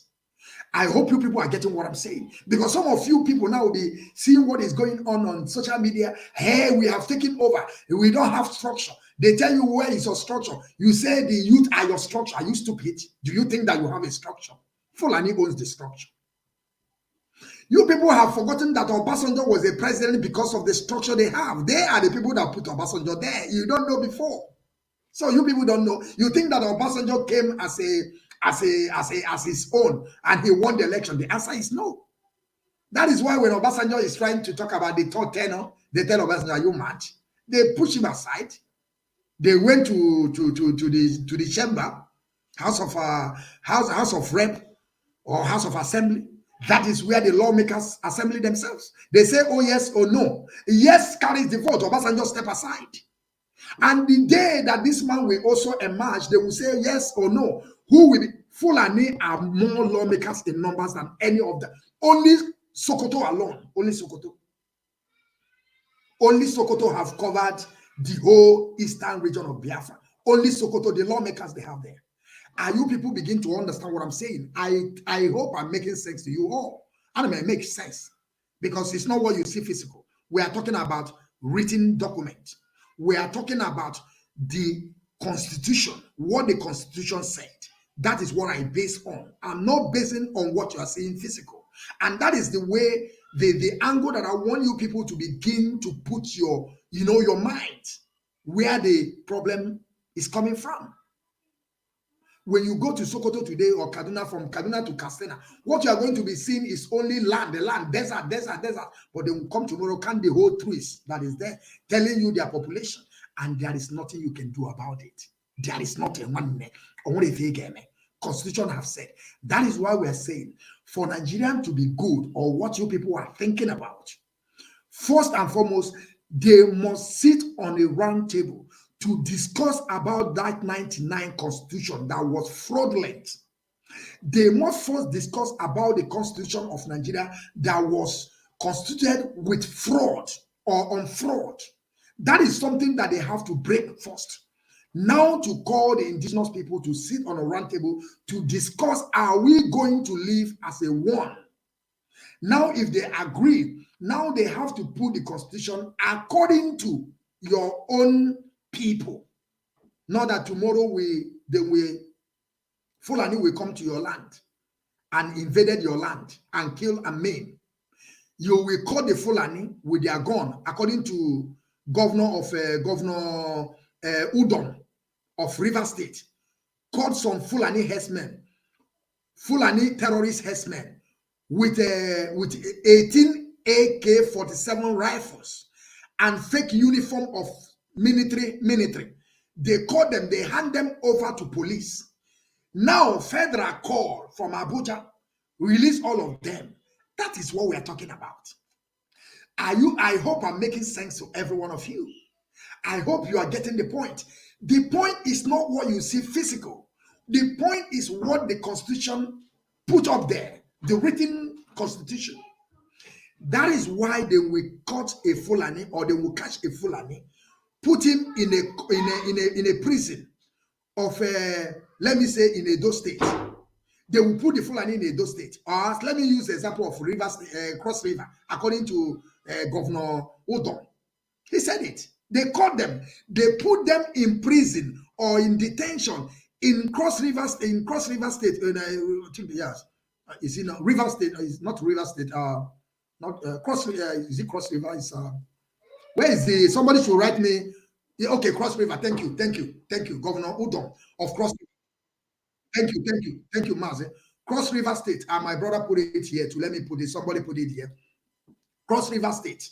So just imagine that this man arrested the terrorists that are coming with AK-47, 18. They arrested these people with 18 AK-47 rifles, with uniform of army uniform.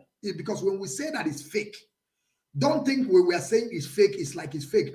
Why it's fake is because these people cannot identify their unit or where they are based. They cannot identify it. That means that they are fake. It does not mean that I'm not saying that the clothes is fake. No, that is why we say it's fake. Now, people that are putting army uniform, 18 AK-47 rifles, loaded with double magazine, double, not only one, there are two at the same time. They arrested these people, hand them over to police. Within 24 hours, a call comes from Abuja that you should release all these people. Give them their gun, give them their uniform. And what happened? Order carried, because there is order from above. That is exactly what we are saying. If these people can be able to sit on that table, this thing can never happen. If you caught somebody in your state, you judge him according to what your state said. There is no order going to come from federal. It's what you decide in your state. It will, the judiciary decide in your state, that is what will happen. You don't have to take any order from federal. That is why I'm telling you people, Fulani runs Nigeria. That is why they will cut an IPOB member because of he wearing a cloth of IPOB, carry flag. The same order will come from Abuja. Tell you, transfer them to Abuja. This incident happened in Imo State, in Anambra State, in Akwa Ibom, in Edo, in Ijo, in Ibibio. Now a call will come from there, from federal. Transfer this IPOB to federal. Fulani, release him immediately. Now you begin to understand what I'm saying. Now let us go to this video and see how Boko Haram started. You know, I'm bringing you fact. I'm bringing you people reality. Like I said, if Tinubu did not march as a president with Fulani to Fulani, by that time you people, they have already tied you people the double one. That is going to be mental and physical slavery, because you people are saying now a mental slavery. By that one, you will begin to see the physical one, practicalized one. You will see it with your korokoro. It's going to be happening. By that time, you people will begin to remind, somebody like this was saying something like this before, but we don't want to listen because they are living in Europe. They are living on, in their comfortable zone. They are just trying to put problem in our place. You people should come back. By that time, you people are going to be seeing it physical. It's not going to be now mental. It will be physical. Or you understand what I'm saying, my people? So, if Tinubu does not march as a president, and Peter will be trying to get there without signing their treaty, without signing the rules and regulation of 99 Constitution, that they own Nigeria. If Peter, of course, Peter Obi must sign it, even though he get there, he must sign it. And I'm telling you, the kind of killings that will be happening in Biafra land, it will be times 20. Because when they will begin to kill, they will tell you your brother is a president. And your brother, you don't know your brother, they have tied his leg and his hand. They have tied him. They will be telling you it's your brother is the president. So your brother should do something. But you don't know that your brother have already signed a treaty that I don't have power to do this. I don't have power to do this. He will be there like Dundee. He will be there like Dundee, as Jonathan was there like Dundee. Jonathan was a Dundee. That is why you see Jonathan trying to, favor Fulani, building Alamajri school here and there. At the end, they pursue him out. This is exactly what's going to happen to Peter Obi. But I'm not seeing Peter Obi getting there at all, because Peter Obi has no structure. I'm telling you people, what they call structure in Nigeria, structure is for you to know people. Those people in the top, those cabals, that is the structure.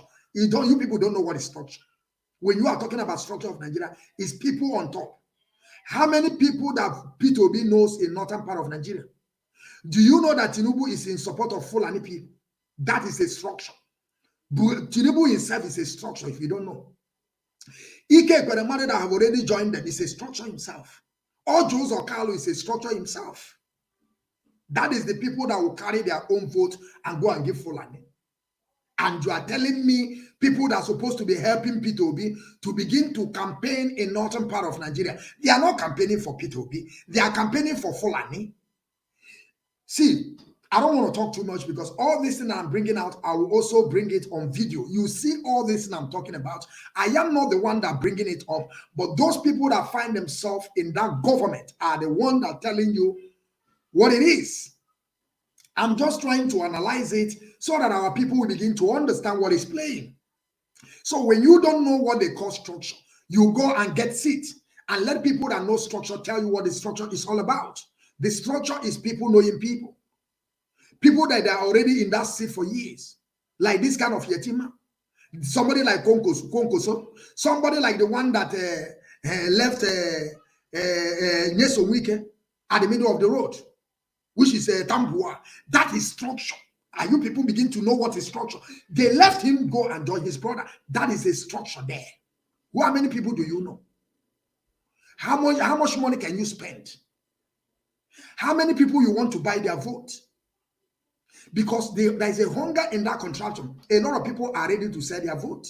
You see them selling their vote for 4,000 naira.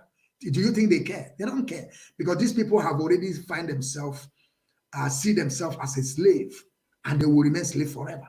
That is why you can see them, they can sell their vote. They don't care, because they don't depend in that stupid government you called.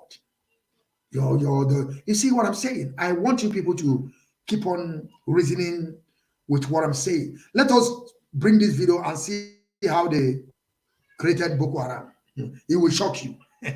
This one will shock you. You don't know nothing. Understand that. And then secondly, there is the irresponsibility of a political and military elite in Nigeria.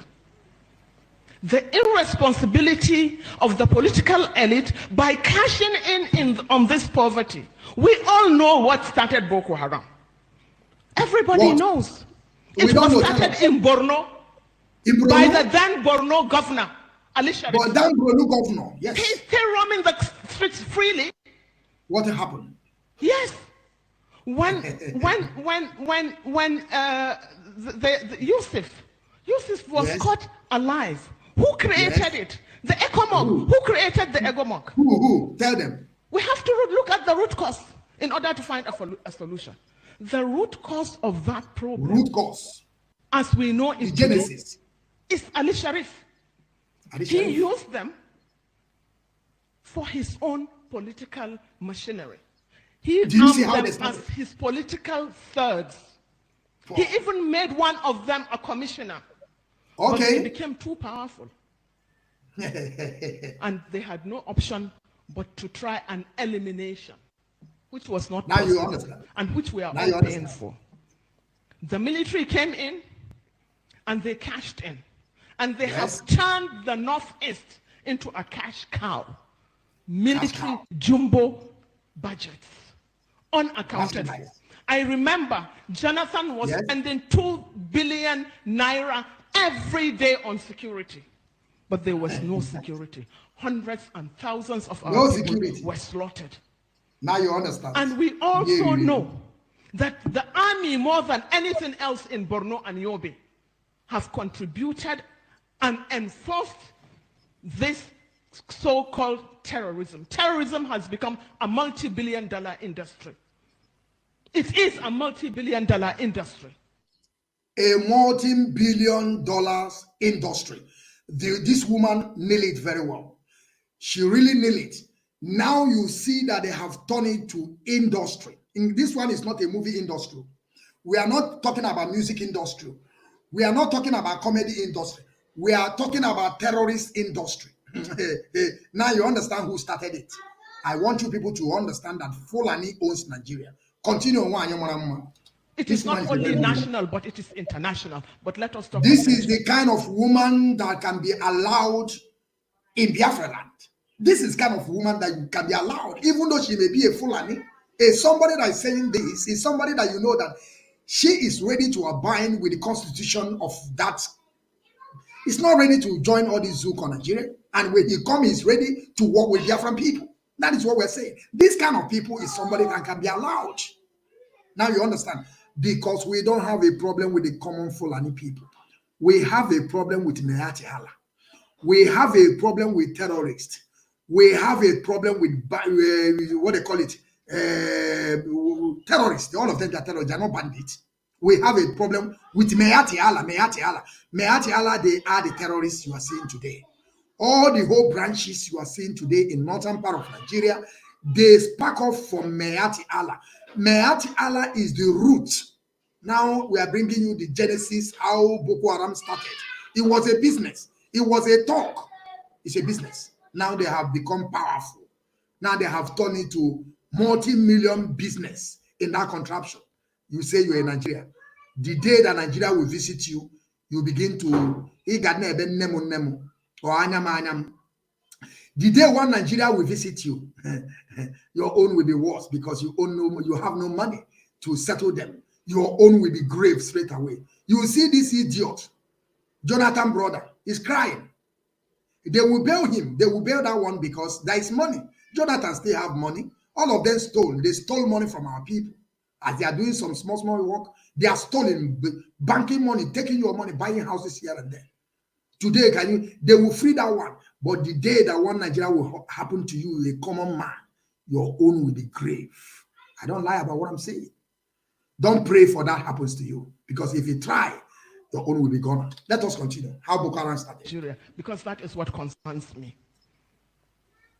We know I have been part of a committee that investigated the atrocities of the Boko Haram. And that committee indicted the military more than anything else. There is no house in Borno that the military has not either killed or raped or plundered. There is no house in Borno. There has been committee after committee set up by the government. And the government has failed to bring these people to book. In fact, this current leadership of the military in Nigeria today are an extension of that one. And this government has failed to even acknowledge the reports of those investigations. We all know today that in this government, papers have been given, investigations have been made into the atrocities and the corruption in the military. We all know today that the Air Force, the papers or the investigation of the Air Force has been made public. That of the Navy has been made public. But that of the Army has been swept under the carpet by this government.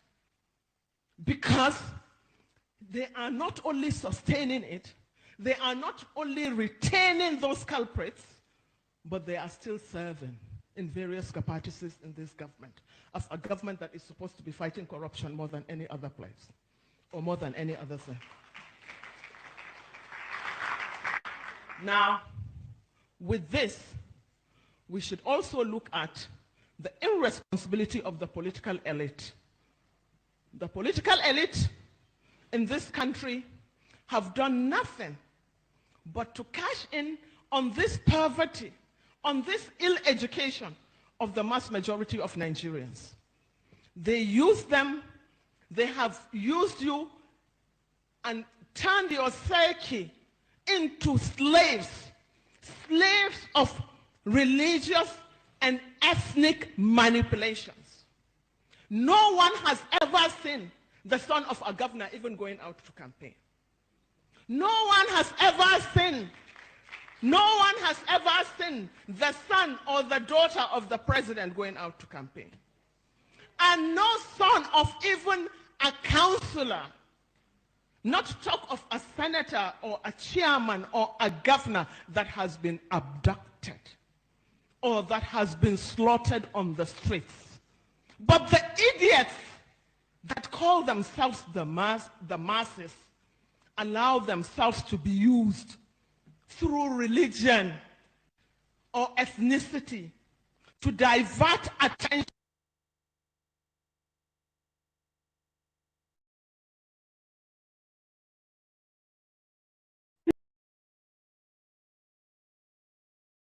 Thank you, my people. Thank you very much. We have done with this video. We are coming another video. Those people that are championing Boko Haram. Now you have heard it. Now you understand what is playing. Now you understand.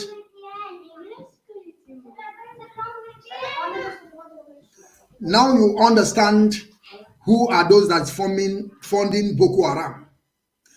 You know, this woman said a lot of things. And the woman said, she said, have you ever seen or saw before all these governorship candidates or presidential candidates that their son is campaigning? They asked Peter Obi, they were saying Peter Obi last time that his son was marching Nigerian flag. Peter Obi was there challenging his son. Do you know where Peter Obi tell you his son is? He said his son is in England. that he, because of the busy of his son, he couldn't even see his son. That his son was so busy with his education. Why some people are jumping around like idiots, parading themselves. When we say when bullets will begin to fly, it will begin to kill them. Why P.W.'s son is in England, enjoy it with your own money. Now you begin to ask. Ask Tifubu's son or the daughter, her daughter, with everybody. Ask them where they are. They are in abroad schooling. Why some of idiots in our place carrying placard, jumping, carrying broom, and in the broom now is become their presidency. You will see where Tifubu is campaigning. Tifubu cannot even tell you what he's going to build. Tinubu can never tell you the infrastructure that he wants to build. He will be telling you we want to take over from the criminals. That the criminals from APC, they want to put them down. And you ask Tifubu now, the one that dead Buhari was ruling people, what dead Buhari have? Can you just be proud of something that dead Buhari have done before? They don't care about that. They are just trying to tell you PDP is thief. PDP is thief. This is it. There is no plan. These people have no plan at all. I mean to tell you what they're about to build for you. There is no plan. We have over 70 million people watching us on Biafran television, channel 1, under the leadership of Mazi Nwachineke. That is why we don't care about these people. We are in frequency. We are on channel 1. Go and download the app. You will see how many people are viewing us at the same time. So that is why we don't care. If they can reduce our leader from 34,000 viewers to 50 people, they reduce our leader. On Facebook, they reduce him to 50, even though 50 people don't see our leader. 50 people don't view. But do you know the reason why our leader continues? Because our leader knows that people that are listening, they are over 70 million in Biafra land across the whole Africa. When you calculate all of them together, you will know that we are getting lesser than 150 million viewers. You can, at the same time, now you begin to understand. So we don't care. We are going to proceed. Thank God to the IPOB leadership that gave us this opportunity to be able to begin to stream down direct to Biafra land. That is why we don't care. Now I want to bring you all the video of those people that are championing, those people that paid. They paid $100 billion or 100 billion naira, either 1 billion naira or 1 billion. El-Rufai, you will see what El-Rufai said. You will see there is no doubt about it. El-Rufai is the one of the commander. El-Rufai is the commander. When you are saying, what is his name? This man, may his soul rest in peace. Obadiah. Malafia Obadiah or something, Obadiah, the one they killed because of what the man said. That commander you're hearing is El-Rufai. El-Rufai is the commander that he was saying is still in the system. He's still in the system because Obadiah said they are still in the system. Let us listen to this video, please. You can't prevent everything, but they are really trying. Now, in the southern Kaduna general area, where we have a bit of banditry, but greater risks of ethnic and religious clashes, we have these operations to Operation Safe Haven, headquartered in Jos.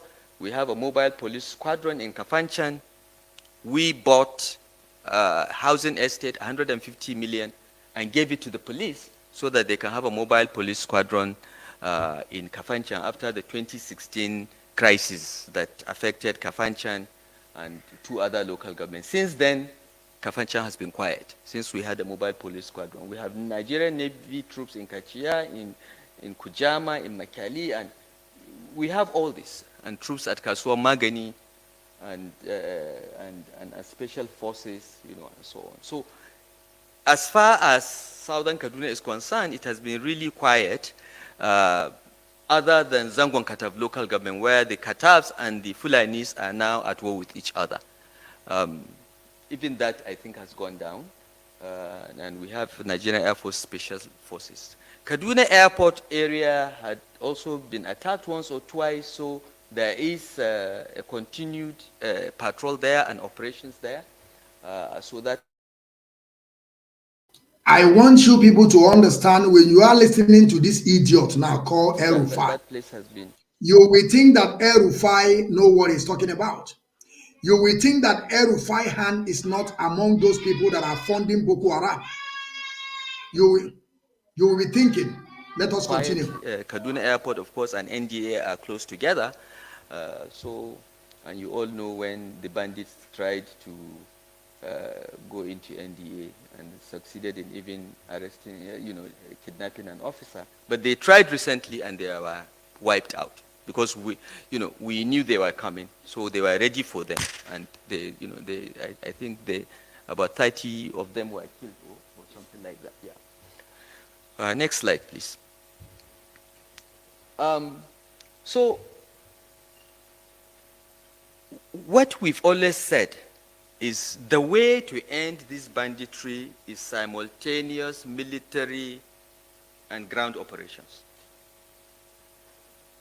If we have the Air Force bombing the camps, we know where the camps are. We have the maps. We know everything. We have their phone numbers. We listen to their conversations sometimes. So, but it has to be done across the 5 states and Niger State at the same time. What we've been doing over the years is you go to Zamfara, you chase them out, they move to Sokoto. You go to Sokoto, you chase them out, they move to Kebbi. From Kebbi, they move to Katsina, Kaduna. And they move seamlessly because of the forest ranges. So what needs to be done is, at the same time, bomb the forests, bomb the camps, and have ground troops on the ground as a blocking force, consisting of the army, the police, the Air Force Special Forces, Navy Special Forces on the ground, and just wipe them out once and for all. Of course, that has risk. And sorry, my people, there is a brother that wrote this thing here. He is the one that is correct. The brother is correct. Governor Udom is not from Cross River. He's Akwa Ibom. Thank you, my brother, for reminding me. He is correct. He's from Akwa Ibom, not from Cross River. He's from Akwa Ibom. Thank you. Thank you for saying that. I'll bring it out now. He's from Akwa Ibom. Because some of the camps may also contain innocent people that have been kidnapped. But this is war. In war, you always have collateral damage, unfortunately. And if we continue piecemeal approach to this banditry, it will continue to grow because the amount of money these guys are making is so much that they will not stop. I'm convinced of that. Because the average Fulani man makes 200, 300,000 when he sells one of his bulls that is too tired. They don't usually sell their cows unless they are totally exhausted. Now, this same person now gets millions from kidnapping. I want you to compare what El-Rufai is saying now and what that lady, Aisha, her name is Aisha something, I don't know the surname. I want you to connect the dot together. You will understand that this woman was saying the truth by then. He said that these terrorists, they have become a multi-billion naira project. They have turned it to industry of making money. The same thing El-Rufai is telling you, because El-Rufai now can't even control them anymore. Now they are asking money anyhow, but at the same time, El-Rufai is still their commander. He commands them. He know. El-Rufai say that they have their phone number. El-Rufai say they know where their camp is. Now begin to ask El-Rufai why he never bombed them. He can never bomb them because by you bombing them, you are reducing the population of Fulani. That is what they are telling you. You are reducing their population. You don't have to reduce their population. It's their misguided brothers. They are the people that misguided them. They are still, these people, what they are doing is they will go inside the bush, then we kill. Then we come out and begin to shout, who killed, who killed? But they are the people. El-Rufai is the commander of Boko Haram, one of the commander, I'm not saying it's only one of the commander, one of the highest commander of Boko Haram. That is why he said he communicates with them. He know where their camp is. He said we are going to be used aircraft because these people want to begin to purchase more aircraft from Boko Haram. They want to go and purchase more aircraft for them to use because you will see where a whole country calls you Nigeria, a terrorist organization are taking their aircraft from them. Do you think that is possible? They will tell them where they park the aircraft. They will come and round it up and take it from them. Tomorrow they will be telling you we don't know where the aircraft is. He have disappeared. El-Rufai is telling you people that they need money to purchase more ammunition and aircraft for Boko Haram. That is what he's saying. If you people don't understand, their commander is telling their brothers and sisters they should support so that they can be able to get them more aircraft. Because if this idiot will know where they are, why he never bombed them? Let us continue. He will never go back to that life. This is why I'm convinced that the only solution is to wipe them all out. Or at least decimate them to a point that it is no longer feasible or profitable for you to think you can be in that business. Because it is a business. That's what it is. It's a business. Now you understand. Please go back to the previous slide. So this is what we're working on now.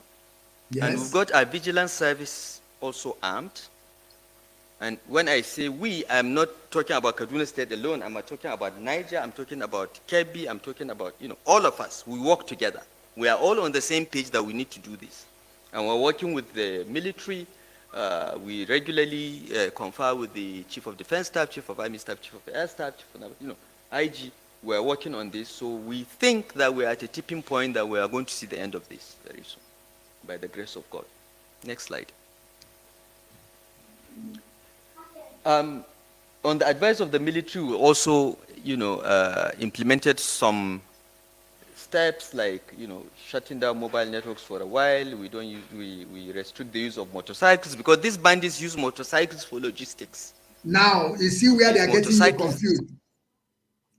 Do you now see where they are getting you confused? They say they are bandits. That carry food to them, drugs. El-Rufai say that they are bandits. These people are not bandits. These people are terrorists. That is the propaganda that these people want to push out there. For us to begin to call these people bandits. These people are not bandits. You as a person, your brother can be a bandit, a criminal, a hardened criminal. They are bandits. You can also call kidnapper, Evans, the kidnapper. You can call him a bandit. You can call Anini a bandit. Not some people that are coming with sophisticated weapon, assaulted rifle, coming to take over your land. You are calling them bandits. This is the kind of, what they want to push, the narrative they want to push to our people for us to begin to call them a bandit so that the world will be saying really they are bandits because a bandit can be also be forgiven. That is what they are trying to say. They will call the Boko Haram, they tell you they are bandits. That is why you see today they are recruiting Boko Haram. They will put them on a rehabilitation camp for 6 months, according to them. They will bring them back because they are bandits. They don't call them terrorists. That is why you see such a thing is happening. Because when they were kidnapped, when they were arrested, they did not call them terrorists. They call them Boko Haram bandits or herdsmen bandits. That is why they can be able to use that rehabilitation camp to keep them there. After 6 months, they will bring them out, give them uniform, and then push them again back to their office. Because these people know how to kill. Now you begin to understand what is playing, and I hope you people are getting the point. Let us continue. Drugs and even ammunition. We also suspended weekly markets to cut off food supply to them, and that has been quite effective. And so on and so forth. So all these measures we've been taking to bring an end to this. But in addition to this, next slide, you see some of the soft initiatives. Because, like in southern Kaduna, even when we have enough security footprint there, people must choose to live in peace. So you still have to engage in some dialogue and peace building and community, and that's why we established the Kaduna Peace Commission. Plateau also has a peace building agency, but our own Peace Commission has enjoyed international support, Ford Foundation, U.S. Institutes of Peace, and so on. In fact, our first executive vice chairman has just been offered a job by the African Union because she has been so good in handling that job that she caught the attention of the African Union. So she's moved to Addis. Bishop Josiah Ido-Ferron, the Secretary General of the Anglican Communion Worldwide based in London, is the chairman. And then we have a group of priests on both sides of the religious divide, Muslims and Christians. They have formed what they call House of Kaduna Family. And they basically engage in peace building and preaching for peaceful coexistence and so on and so forth. We've also enacted a religious preaching law to license preachers, because we believe that most of the problems that were caused in Kaduna State were caused by people that did not go to seminary or did not get proper training to be imams, and they somehow declare themselves prophets or bishops or sheikhs and get on a podium and spew out hatred and all kinds of stuff. The history of Kaduna State shows that. And that's why this law was originally enacted in 1984 by the military regime of Air Commodore Usman Muazu when President Buhari was head of state. That was when it was first enacted, but we looked at it, we passed it through the democratic process and updated the law and also reduced the militariness in it, let me put it that way. And all this have helped in trying to build peace in the state. We've also spent a lot of money on technology. We are the first state to buy drones, UAVs, for surveillance. And that's why when I say we know where these bandits are, we do. We know where they are. We've invested in the technology. We are also doing what you call... They know where they are, and why are they still parading? El-Rufai said that they are the first people to buy drone. They have already invested in technology. They know where they are. And what is keeping them not to go and bomb them? Have you asked the question? Because they cannot bomb them. They are just, using the brains of some of you that can't even have, you people don't have an ability to reason. That is why they will keep on, twisting the minds of our people. Somebody come. Somebody is telling you that he know where the Boko Haram they are. They have their phone number. They are communicating with them. Then what stopped them not to engage with these people? Can somebody tell me? Because for you to be killing these people, you are reducing their population. That is what they said. These people have no population. This population you people are seeing today is just a written, this 99 constitution, they have already make it to be their own. Apart from that, there is nothing. And the one they have, you want to finish them, the militia they have, that is helping them to bombard people, to kill you like a fowl, to kill you like a Christmas goat. You still want to go and tamper with them. They will never allow you to do so. They will not. El-Rufai will never allow you to tamper with them. So before you get there, El-Rufai said that they have their number. Before you get there, they will call them, they will shift their position. That is not how you can get these people. Now you begin to understand. Safe City project, we are putting TV cameras, CCTV all over Kaduna metropolis so that when crime takes place, we can get your face, we can get the number plate of your car, it's quite, the cameras are really advanced cameras, biometric quality, and they're being We've finished the first phase done by an American company. The second phase is being done by Huawei.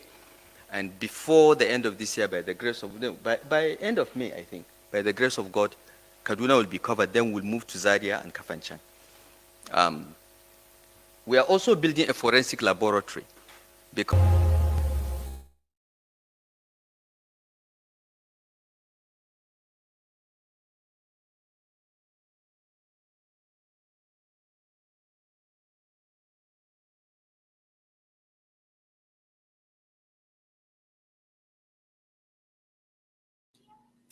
I hope you people have listened to El-Rufai. You people have listened to El-Rufai, what he said. They know where they are. Tomorrow they will still come to deceive you people, that they are working tirelessly to make sure that they get every of them. They are working seriously. They are working without without eating food, to make sure they get everywhere, all the places, all their camps. You think that these people are talking to you. You don't know that these people are protecting their own. Why our people are there doing things that I don't even understand. Now I want you to listen to Governor of Benue State. I want you to listen to Governor of Benue State. You will hear what this man said. All of them, they are the same, but this is only one governor that I know that he always say the truth, always, because I believe this man, there is nothing they can take hold this man, like he have already embezzled money. Because most of them that you see today, they are not talking, they have already embezzled money, and Fulani have already registered it for them. Whenever you come out, they will use it against you. That is something that I understand about this man. Nobody have anything against him. That is why you see this man is always voicing. A whole governor that is a sitting governor that talk about Mazi Nwachineke, that Mazi Nwachineke should be released.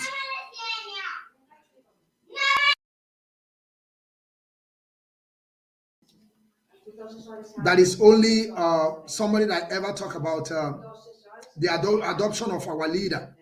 None of them have said all these things, apart from only this man. But now I want us to listen to this man, please.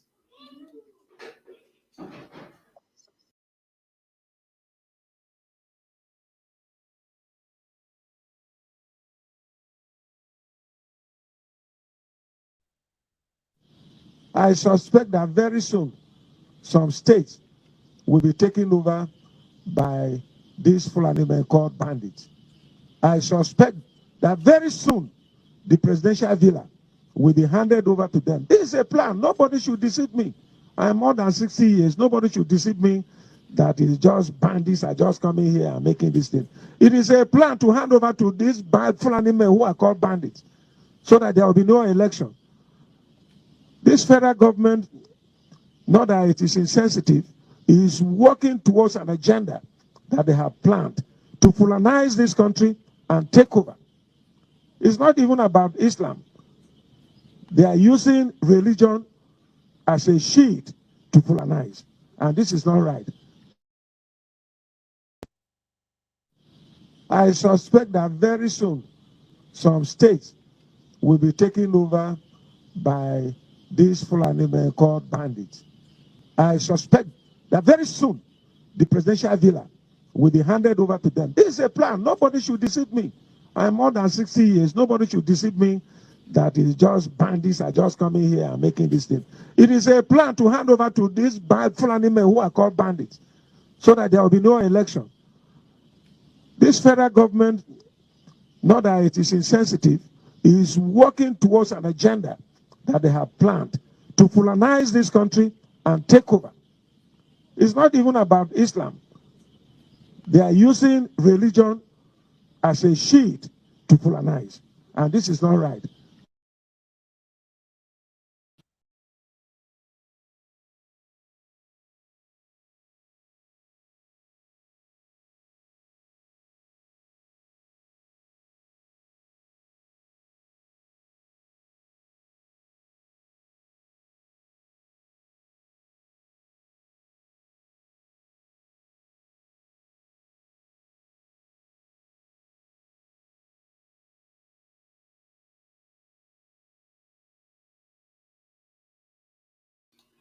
Okay, my people, I hope we just listened to the governor of Benue State, Governor Otto.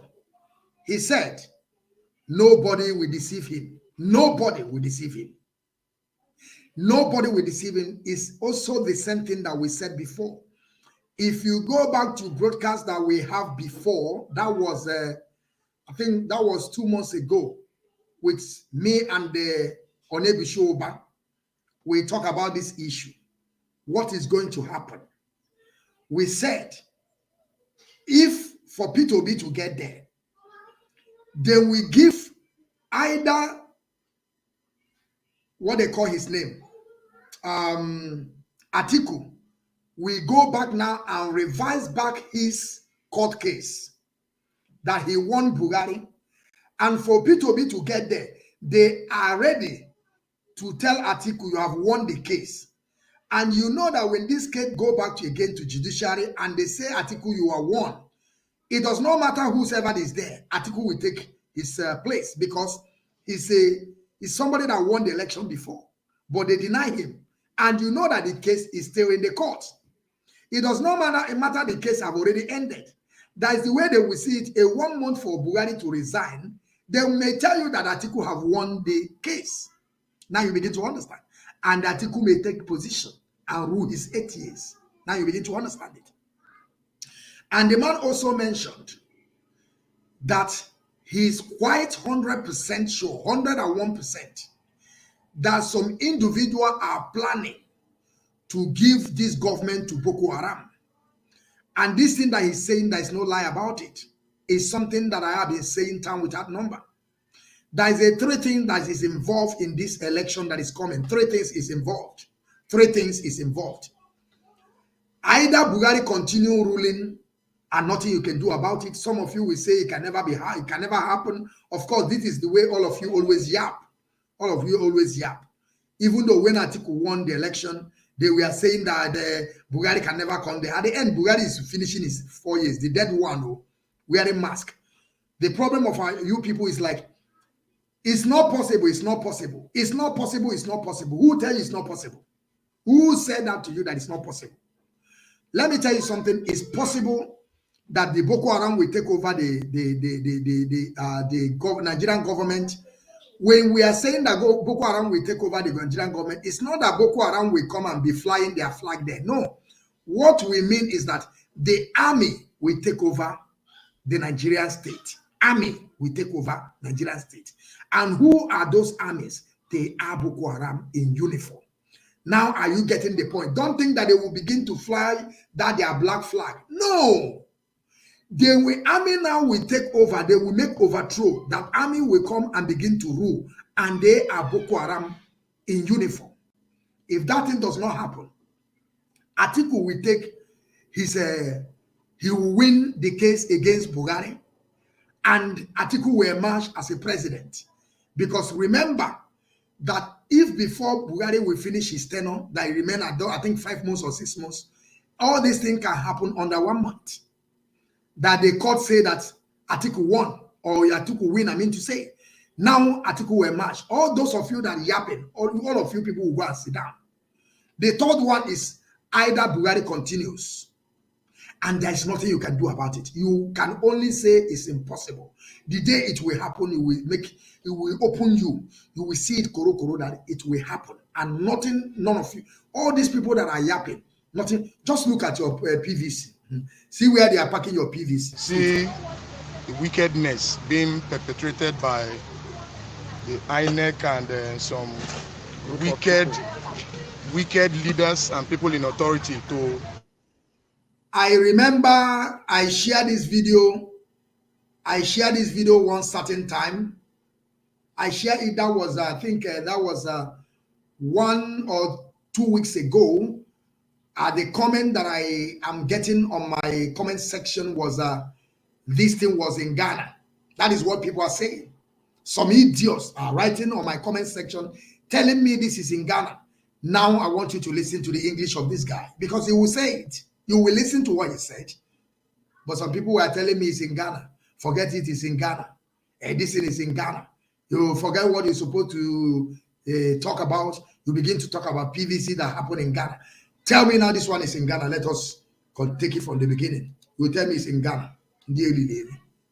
See the wickedness being perpetrated by the INEC and some wicked leaders and people in authority to disenfranchise the people of this nation. So these are people's PVC. Yes, permanent original one. Yes. PVCs. That was dug from the ground. Hidden on the ground, yes. Buried. They used to stop them. Election. To stop them not to vote. So you can see it. Permanent one, yes. Hidden on the floor, dug from the ground. 2.something Look at the million pieces wickedness. here. Look at it. It's more than 2 million pieces here. More than 2 million pieces yes. of PVCs here. Check out. You can see what is happening in this country. After Wicked people. Say, go and do PVC. Go and do PVC. Now you see it.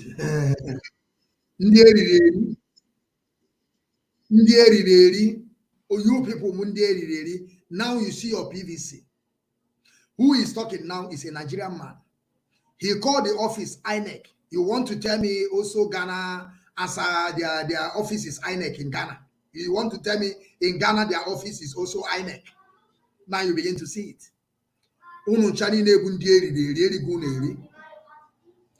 All of you people are doomed. They have already, vandalized your brain that you can't even reason at all. All of you people are dead people walking. You people have no inability to reason. That is why all this. Tell me how P2B want to win the election. Can you tell me how P2B want to win this election? All the people from South, especially those Igbo speaking Biafra, they have already seized all their voters' cards. As far as your name said Ifani, as far as your name said Okafo, as far as your name said Nnamdi, as far as your name said Obinna, Mbweke, Mbwafo, Okoronkwo, your PVC is gone. Now tell me how P2B want to win. P2B want to win in internet. Is it what you are telling me? On the internet is where P2B want to win his election. We are talking about people on the ground. You are telling me about internet issue. We are not coming here. See me today, a whole Biafran child is making broadcasts. I couldn't even get 50 people.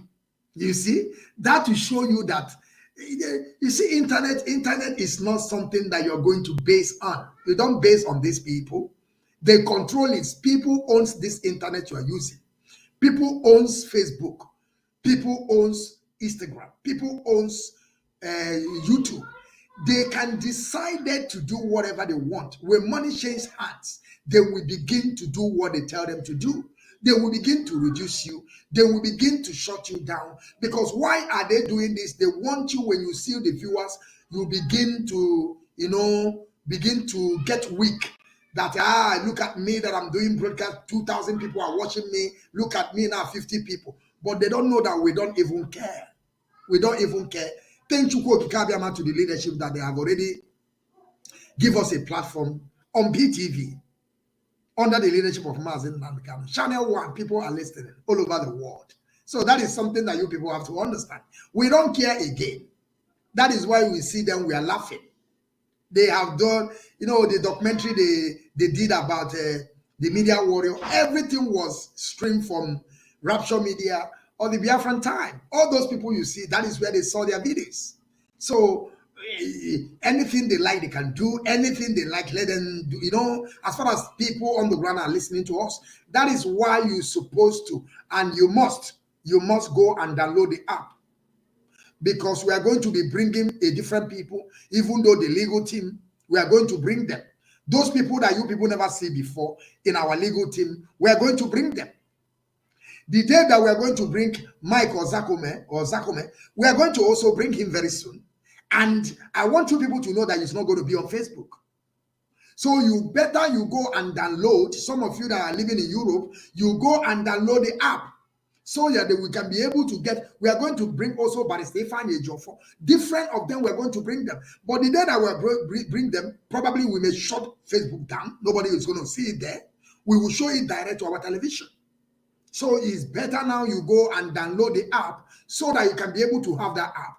Because very, very soon, I'm telling you people, there is no way. They will shut our page, and we are ready to shut it down before them, to tell them that we are not ready to with all this their nonsense. We are not ready for it. So that is something that you people have to do. Are you people getting the point? So I want you people to understand that Nigeria have failed. Nigeria is a failed state. Nigeria was built on fraud. Nigeria amalgamation have expired. Always put that in your mind. That is what they are trying to do. If they can be able to resign the treaty, if we can continue on this fraudulent foundation called that zoo called Nigeria. But we, the Biafran people, have vowed on this quest of self-determination that we are not going to stop on this Biafran restoration project till Biafra is totally restored and Nigeria is ceased to exist. That is why we're because Biafra is already there. And some of you that don't even know how things work, you will be saying that some of us are thinking that, but you people have been saying this for over 10 years to 15 years or something like this. But Nigeria's system is still working the way it's working. Of course, do you think that all this thing we are saying will make Nigerian system not to be working the way they are doing? Till the day it will be disintegrated. It will keep on working. Go and look Sudan people. Go and see Sudan now before they divide Sudan now, before they get their own life. Go and see them if the system is still working till they divide it. The South African, before they get their independent, the people that are occupying their system are still working till the day they get independent. It can never collapse that way. Now, the day the independent will emerge, that day you begin to understand the collapse of this zoo called Nigeria. But the system, it will keep on working. People will keep on speaking. Garo Bashir will still come out. Lai Mohammed will still come out and speak. The dead Bugari that wearing mask will come out and begin to, give his stupid speech that he couldn't even stand for two minutes to talk to the people that is governing. Everybody have forgotten today that a man that you call your president was in his seat for over 6 years without addressing the country that he claimed that he's governing. He couldn't even address them for 2 minutes. But you will see Bugari in Poland addressing the people of Poland. You will see Bugari in Kenya addressing people in Kenya. But because the man knows that this is where he can be able to address people. Nobody knows who he is. And those big country that is going, they are ready to accept him because this is what the Kabas bring to them, tell them this is the Bugari. You can never question them. There's no country that Bugari is going that you will question the Kabas, the representative that bringing him. You can never question them. What you are coming there for them to do their business and move away. But because if Bugari can be able to come out in that zoo called Nigeria, people will identify who he is. People will identify that this is not real Bugari. People will begin to see those things we are seeing. That is why you see Bugari can never come in public in that zoo called Nigeria. But you will see him in public in Ghana. You will see him in public in Somalia. You will see him in public in Portugal or this any place. You will see him in public. Because that place that Bugari, you see Bugari went to go and meet Boris Johnson. Do you know the reason why? The place that he's sitting with Boris Johnson is between him and Boris Johnson. And the people that were around Bugari, they are also the Kabas, the representative that presented Bugari to Boris Johnson that this is our president. And there is no how that Boris Johnson will not accept him. As far as the Kabas, which is the representative of Nigeria, said, this is our president. Who is Boris Johnson to begin to tell them who is this man? He can never say so. But why can't you people ask yourself, why Bugari himself never come in public for one day to stand for almost 30 minutes, begin to address the people of Nigeria? The answer is no. Because when he begin to address, that is when he will begin to make a mistake. There are some things that he will begin to say that he don't know how that can come up. Because some media will begin to ask Bugari a question. Because they don't want this man to make any mistake at all. That is why they can never bring Bugari in public to begin to speak to people so that that mistake will not be made. Let them keep it hiding it. It does not matter. Because every person that finds themselves in that contraption, they have already cemented their brain that they can't even reason at all. That is why you cannot stand up and begin to ask people, is this man real our president? If this man is real the president of that Nigeria, why he never come to address people in public for almost 30 minutes standing, and people will be asking him questions and he will be replying? Up to date, Buhari never done something like this. And his tenure is about to finish, maybe in 4 or 5 months, his tenure will be finished. You see why I keep on saying that you people find yourself in that contraption. You people don't have what they call inability to reason. Because if you have that sense, you will begin to ask. What people are telling you is, allow him. His tenure is about to finish. Let him go. We will have our peace. Like say somebody that is coming again is not going to be worse than Buhari. And when Tinubu will also emerge now as the president, he will push all of you people to Lagoon. All of you people living in Lagos, I swear, Tinubu will push all of you people in Lagoon, and you people will keep on crying. Tinubu, you see that in Oba of Lagos said, Tinubu is ready to push all of you inside Lagoon. Bet me and write this thing down. The day that Tinubu will emerge as a president, none of you as Igbo person or coming for Biafra land will ever make pin. I am telling you, I don't lie. Write it down, this thing that I'm saying today. Let Tinubu march as a president. Remember what Tinubu's wife did to one Igbo speaking Biafra? He was asking for help. He said that we accommodated you people here in Lagos, but you people don't want to give us our own respect, that we don't trust Igbo people again. That is what Iyaloja said, the wife of Tinubu. He was telling an Igbo-speaking Biafra, in public. These people, Tinubu will deal with you people. It will not be hidden. It will be public. And Tinubu will take all your market and you cannot do anything. You see some of you that have already went to Lagos and built your houses, your marketplace in industry area. Tinubu is the one that will come and take all those things from you. As far as Tinubu will march in 2023, Tinubu will take all those places that they were selling to you people. You are building, you are going in a swamp area, covering it with billions of naira and building your mansion. Tinubu will take all this thing one day. Because I want you people to understand that all those people you are building house is industry area. They have already mapped it out and they are looking for it, and they are just allowing you people to begin to build the infrastructure for them. Tinubu will take it and resell it back to you. And you will see how stupid and idiocy that is running in the brain of our people. Our people will still go back there and say, buy the house. That to show you how we don't even reason. We don't reason at all. We don't reason. We don't reason. Our people it have been enough, or it have gotten to that time that our people supposed to go back to where they came from. You go back to your land. You go back to your land. You import your goods. They make it expensive to you to buy it, to ship your load, or to take your goods. You take it that way and push it down to hinterland of Biafra, coastal region of Biafra. When they will come to buy it, you multiply it times 3. That is how it goes. And they must buy it. They must buy it. You make it trade by barter. You don't care. You don't care. You don't care. Just push your business to Biafra land.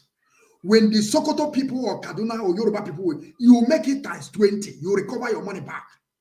But this is something that our people have to plan. Because there's something about mostly the Igbo people. I am an Igbo speaking Biafra. I am an Igbo man. There's no doubt about it. But there's something about us that I don't even understand what is wrong with our people. Why is that our people are always happy when their brother is sinking? When their brother is going down, they are happy because they think that this is opportunity for them to grow. Why is like that? Why is like when your brother see you growing, he's not happy about it? Why? Can somebody tell me? Mostly Igbo speaking Biafra. Why? Some of the time you will see your brother is not in that position you are, because he's seeing you in that position. You don't know how consistency you are. Instead of them to be happy for you, to be telling you, my brother, ride on, continue, they now begin, they will be angry.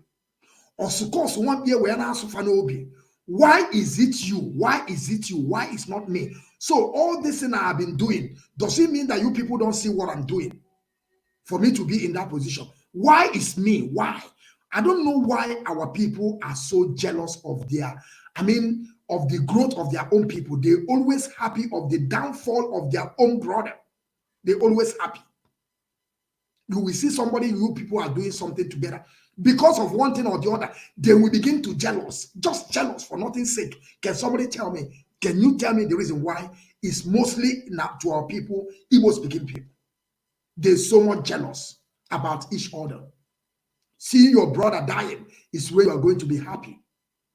You see your brother business collapsing. You are happy because you are going to grow, because you are opposite him and he's making more money than you. Now they have burned his shop down. Now you see that position to grow. You will begin to happy. Why is that to our people? I'm telling you, people, it's very, very bad. The day we begin to change that kind of narrative, that you see they have brought down your brother's business, the day you begin to find a way for you to move away from there, believe you me, it will be better for us. Not that when they burn your brother's shop, you keep on waiting because you are opposite. You are telling me I'm not part of this shopping mall. My building is not a shopping mall. Instead of you to close down your business and locate where it's safer, you say, no, it's my opportunity to make money. This is also what is happening today in Eberima. Let us get power. Let us get power. Now Eberima is in power now. He's sharing woman's nude. Woman nude. That is what Simon Ekpa is doing today. Expose of Simon Ekpa is sharing woman nude. That is expose today. After he share woman nude, he begin to tell you people to donate $10,000 each month. Before 1 year, he collected almost $500,000, almost to $5 to $3 million. Now he are getting his page, and everything will be gone because you are finding it difficult to support your brother, that you see that you have gotten to that level. Like the way I always tell my people, I always tell my people that me and you, we are the same. It's just I'm talking, you are writing, you're just writing on comment section, or I'm making video, you're coming out, I'm making video. You see my viewers is lesser than your own, is higher than my own, and now you are thinking now that you are powerful than me. It's lie. No, don't compare it that way. Don't even you compare it that way, because it never goes that way. This never runs that way. It does not matter about your viewers. It does not matter how many people are viewing you, because when you go on that issue, you will see that I've been making viewers. I've been getting 2,000 viewers. The day that Facebook forgot about me, we are getting 2,000, 2-point-something thousand viewers. You understand? At the same time, 2,000 viewers, 2.3 viewers at the same time. But they have closed it. But some people will be shouting, raising hand, I'm getting, but you have forgotten that I'm in BTV, in Biafran television, under the leadership of Mazi Nwachineke, direct to over 70 million in Biafra land. You have forgotten that. You never ask yourself, how did I get there? It's consistency. We can never be the same. We can never be the same. That is not how we can be the same. We can never be the same. And I'm still waiting for, let me bring this video, let us see, and see how our people, you will begin to understand that our people are so, our people, I want to show you what they call divide and rule. I know a lot of people have saw this video, but that is exactly what they call divide and rule. That I remember when George Onibe, after he deviated from Biafran restoration, he followed Ushemefo with his gang. I remember when George Onibe, after the whole years that George Onibe spent on Mazi Nnamdi Kanu lecture, to listen to Mazi Nnamdi Kanu, George Onibe still came out one day, begin to say his father told him something about the Igbo people. And his name is George Onibe. Onibe. Onye Obije. Onibe. George Onibe. But George is, and this guy is speaking Igbo that I myself can understand what he's talking about. Or whenever he speaks, I can understand 50% of what he's saying. But do you know that now George Onyibe, that from Ahaba, is telling you that it's not an Igbo man? Nyesom Wike is telling you that it's not an Igbo man. Rotimi Amweshi will tell you that it's not the day that the day that Rotimi Amweshi maybe probably have drink pure water and he head cool down, he will tell you it's an Igbo man. The day that the sun in Sokoto or in Dawara will hit his head, he will begin to tell you that he's from River State. This is the way of Rotimi Amweshi. The day he will put a red cap, he say, I'm an Igbo man today. Tomorrow he will tell you, no, when the sun is too much, he will tell you, no, I am from River State. I'm Nigerian, Rivers. I'm not an Igbo man. But Nyesom Wike said that it's not an Igbo man. A PG to Nyesom Wike said with a full name Igbo man, surname and name, he said that it's not an Igbo man. That is what they call divide and rule. That is what they call divide and rule. And now let us see this divide and rule in practical, because we are now about to practicalize it. Then you begin to see that our people, they have already used the brain of our people. Like this man who that is living here with me, they say his name is John Yahu, or no, maybe for this master prophet. Now I'm nonsense. Now nonsense. Master prophet that is not even an IPOB member. This idiot never contributed nothing. This idiot called Master Prophet, he never contributed even dime. Even though I don't think that Kanonta even though contributed in this Biafran restoration project. Kanonta, I want you to also show me your receipt, because I have my own. Because you are telling me that no, I want to see your receipt, Kanonta. You people should stop hiding under Mazi Nnamdi Kanu. You people should stop hiding under Mazi Nnamdi Kanu. Mazi Nnamdi Kanu himself is an institution. You people should stop hiding. Mazi Nnamdi Kanu is beyond family business. Mazi Nnamdi Kanu is beyond, this is a family something. No, Mazi Nnamdi Kanu have passed that stage. Mazi Nnamdi Kanu is people for all, or people for, Mazi Nnamdi Kanu is people for, man for all people. Mazi Nnamdi Kanu now is, Mazi Nnamdi Kanu is no more from Afaruku Ibeku. That is something our people have to understand. Mazi Nnamdi Kanu is no more from Afaruku. Mazi Nnamdi Kanu is a Biafra himself. That is something I want you to know, because a lot of people have died on this ideology that Mazi Nnamdi Kanu gave to us. Are they from Afaruku Ibeku? The answer is no. Are they Mazi Nnamdi Kanu's siblings? The answer is no. But they are dying today. You are telling me you people should stop hiding under Mazi Nnamdi Kanu. Cannot, I'm saying it categorically clear. All of you, both Master Prophet, if he say Mazi Nnamdi Kanu, his sister is, you people should stop hiding under Mazi Nnamdi. Mazi Nnamdi Kanu is a man standing for Biafran people. Mazi Nnamdi Kanu is my blood. I remember telling Kanonta, do you know that I can take bullet for Mazi Nnamdi Kanu? Kanonta was telling me I'm lying to him. That how can I take bullet for Mazi Nnamdi Kanu? Why 28 men dies in Afaruku Ibeku? Kanonta was telling us he's the one that videoed him in camera. But he escaped. Nothing happened to him now, Abi. Nothing happened to Kanonta. He told us that he's one that filmed the video from beginning to end. Nothing happens to him. But 28 men died that day. Can you just imagine what people are saying? Can you just imagine what people are just yapping every day, talking all sort of rubbish? Because you are Mazi Nnamdi Kanu sibling. You're Mazi Nnamdi Kanu brother. And if you're Mazi Nnamdi Kanu brother, so what? Who cares if he is brother? You want to hide under him and come and begin taking control. You think that this is a family business. I have said it. There is nothing like family business in this issue. And there is nothing like you, Mazi Nnamdi Kanu brother. There is nothing like that. All of us were Mazi Nnamdi Kanu brother. That is why we accepted this ideology. And to follow him by anything, that is why I keep on saying, we are radical about Biafran restoration. We are fanatical at the same time. So I want you people to understand, anybody that came to you or comes to you telling you, I'm Mazi Nnamdi Kanu brother, don't mind that person. Just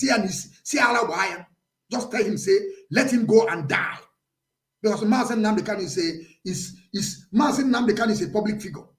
Mazi Nnamdi Kanu can decide. I remember when Mazi Nnamdi Kanu even though saying that if Biafra comes, if Afaruku Ibeku or Abia State say that they are not part of Biafra and the Soko is part of Biafra, he will go there and leave. Mazi Nnamdi Kanu said it. So what are you people saying? Kanonta that promised me that he will give me a document that the publicity of those legal things that he's taking care of. Up to date, Kanu never sent me any publication because I told him, can you come with me on live broadcast? I want to bring him to live broadcast so that public will ask him a question. I asked him, can you give us update of our legal teams that you say that you are in charge? Kanu told me that he will send me some copies. Up to date, Kanu never sent me any copy.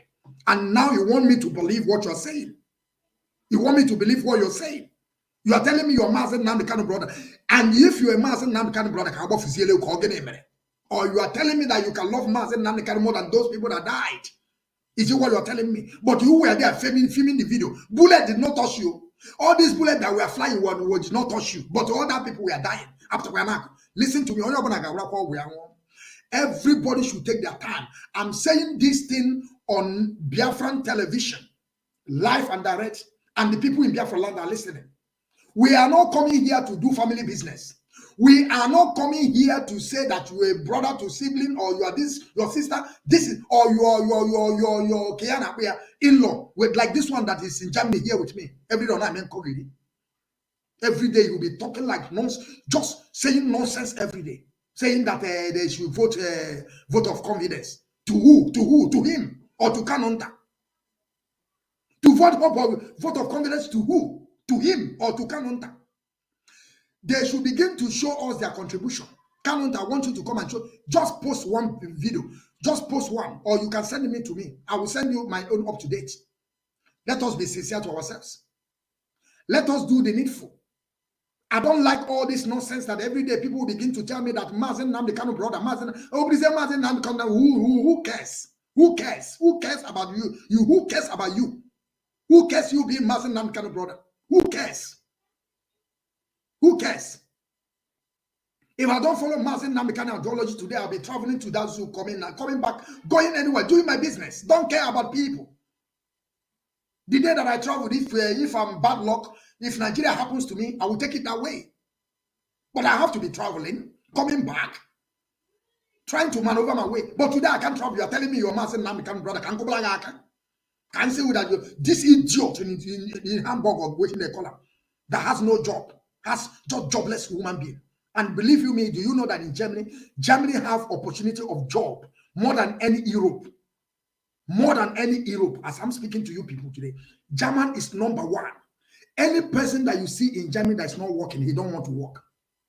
He's taking benefit from the government. That is exactly what the idiot called Master Prophet is doing. He's taking benefit from German people. At the same time, they are paying him through Madam Finance. Of course, that is why they are jumping around every day. Where finance come, they will jump around there. Because they are getting paid. They are getting paid. I'm about to buy a computer very soon. Another computer. Because the one I'm having is very, very old. My technical directors tell me that it cannot carry all our gadgets, that I have to get new one. Nobody is paying me. I'm going to buy it with my money. But some people are there collecting salary. And I create a good story. And when I speak now, I say, yes, I am the one that's going to say it. And I'm saying it now that the people in Biafra land are listening. That is why I come here, to tell our people how it is. Don't mind anybody coming, calling you, telling you that he's a Kanonta, telling you to, don't even listen to that guy. Don't even go out there. Don't listen to him because he knows nothing. I want to hear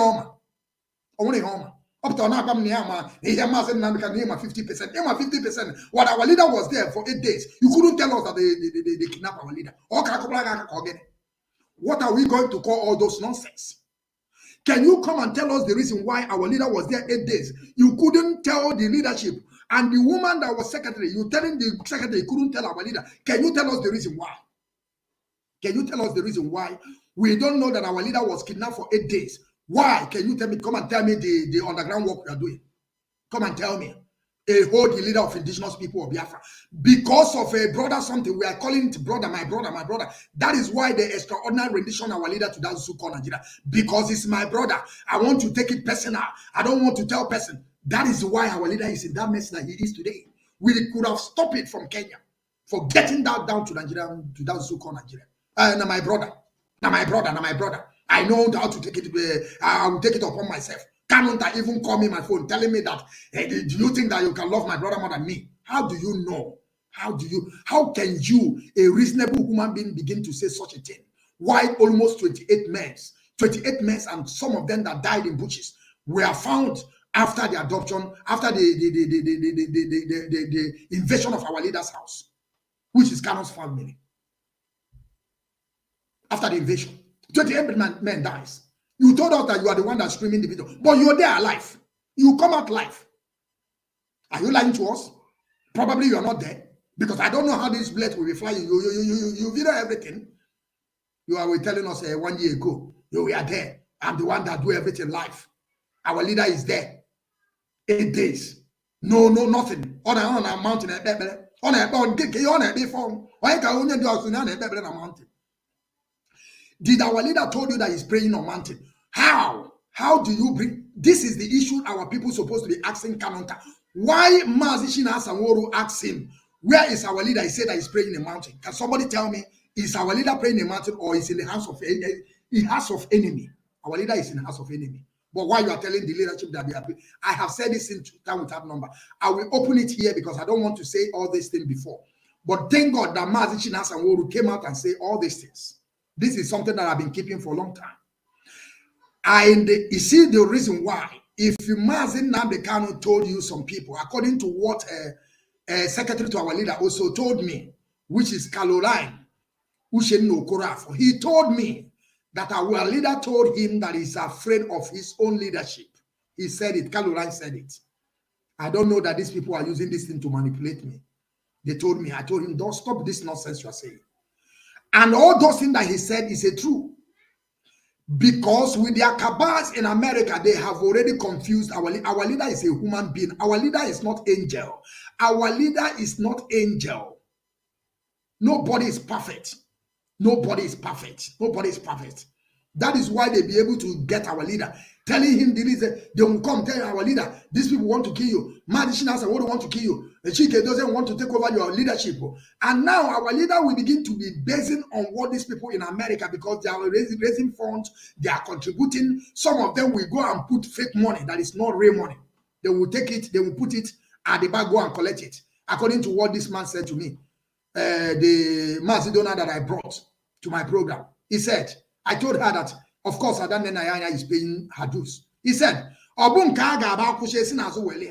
this is what I don't know. I can't say that. You cannot be raising, you see, I have to say it the way it is.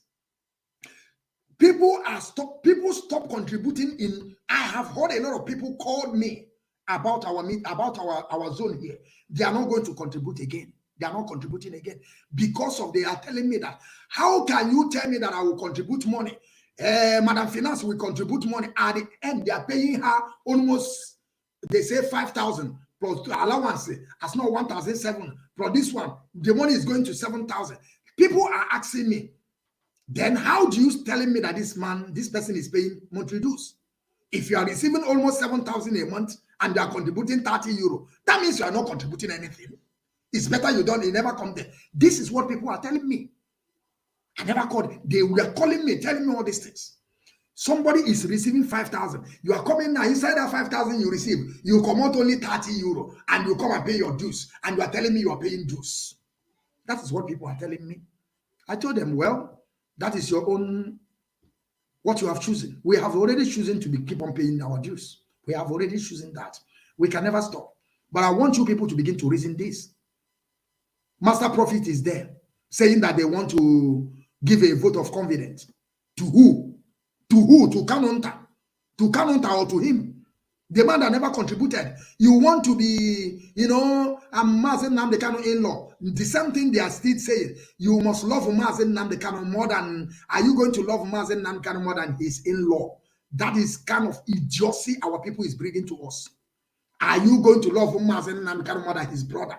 While people died in front of Mazi Nwachineke, people are those that carried our leader, take our leader out from that parliament, his house, take the risk and rescue Mazi Nwachineke. People were there.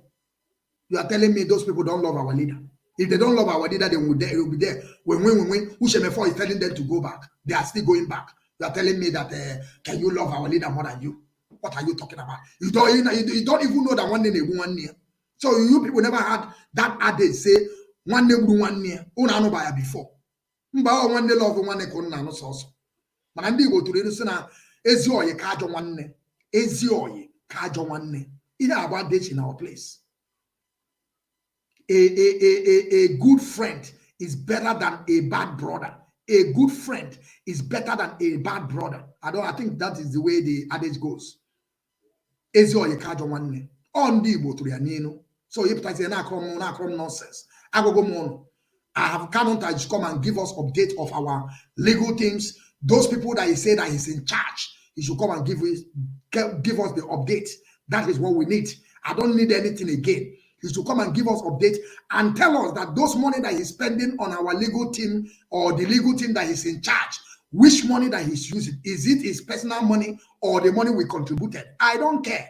I'm telling you that the money I contributed, even though if it's €5, if it's €10, it contributed a lot. Because when you times that €5 I'm paying, if we can be able to get 20 million, 10 million people paying €5, when you shake it together in a month, it will bring a very huge of amount. So the money I'm paying is part of what we are doing. You cannot just come and tell me. I remember when Simon had been idiot. Can I say, how much are you paying? Yes, you are contributing €30. But these idiots have forgotten that if we can be able to get 1 million people paying that €30, do you know how much it's going to become in a month? Do you know how much it's going to be? Our leader went to America. We and Europe were paying €30. The hard cost. Even though when I don't have when I am still schooling, I never pay money like ordinary people.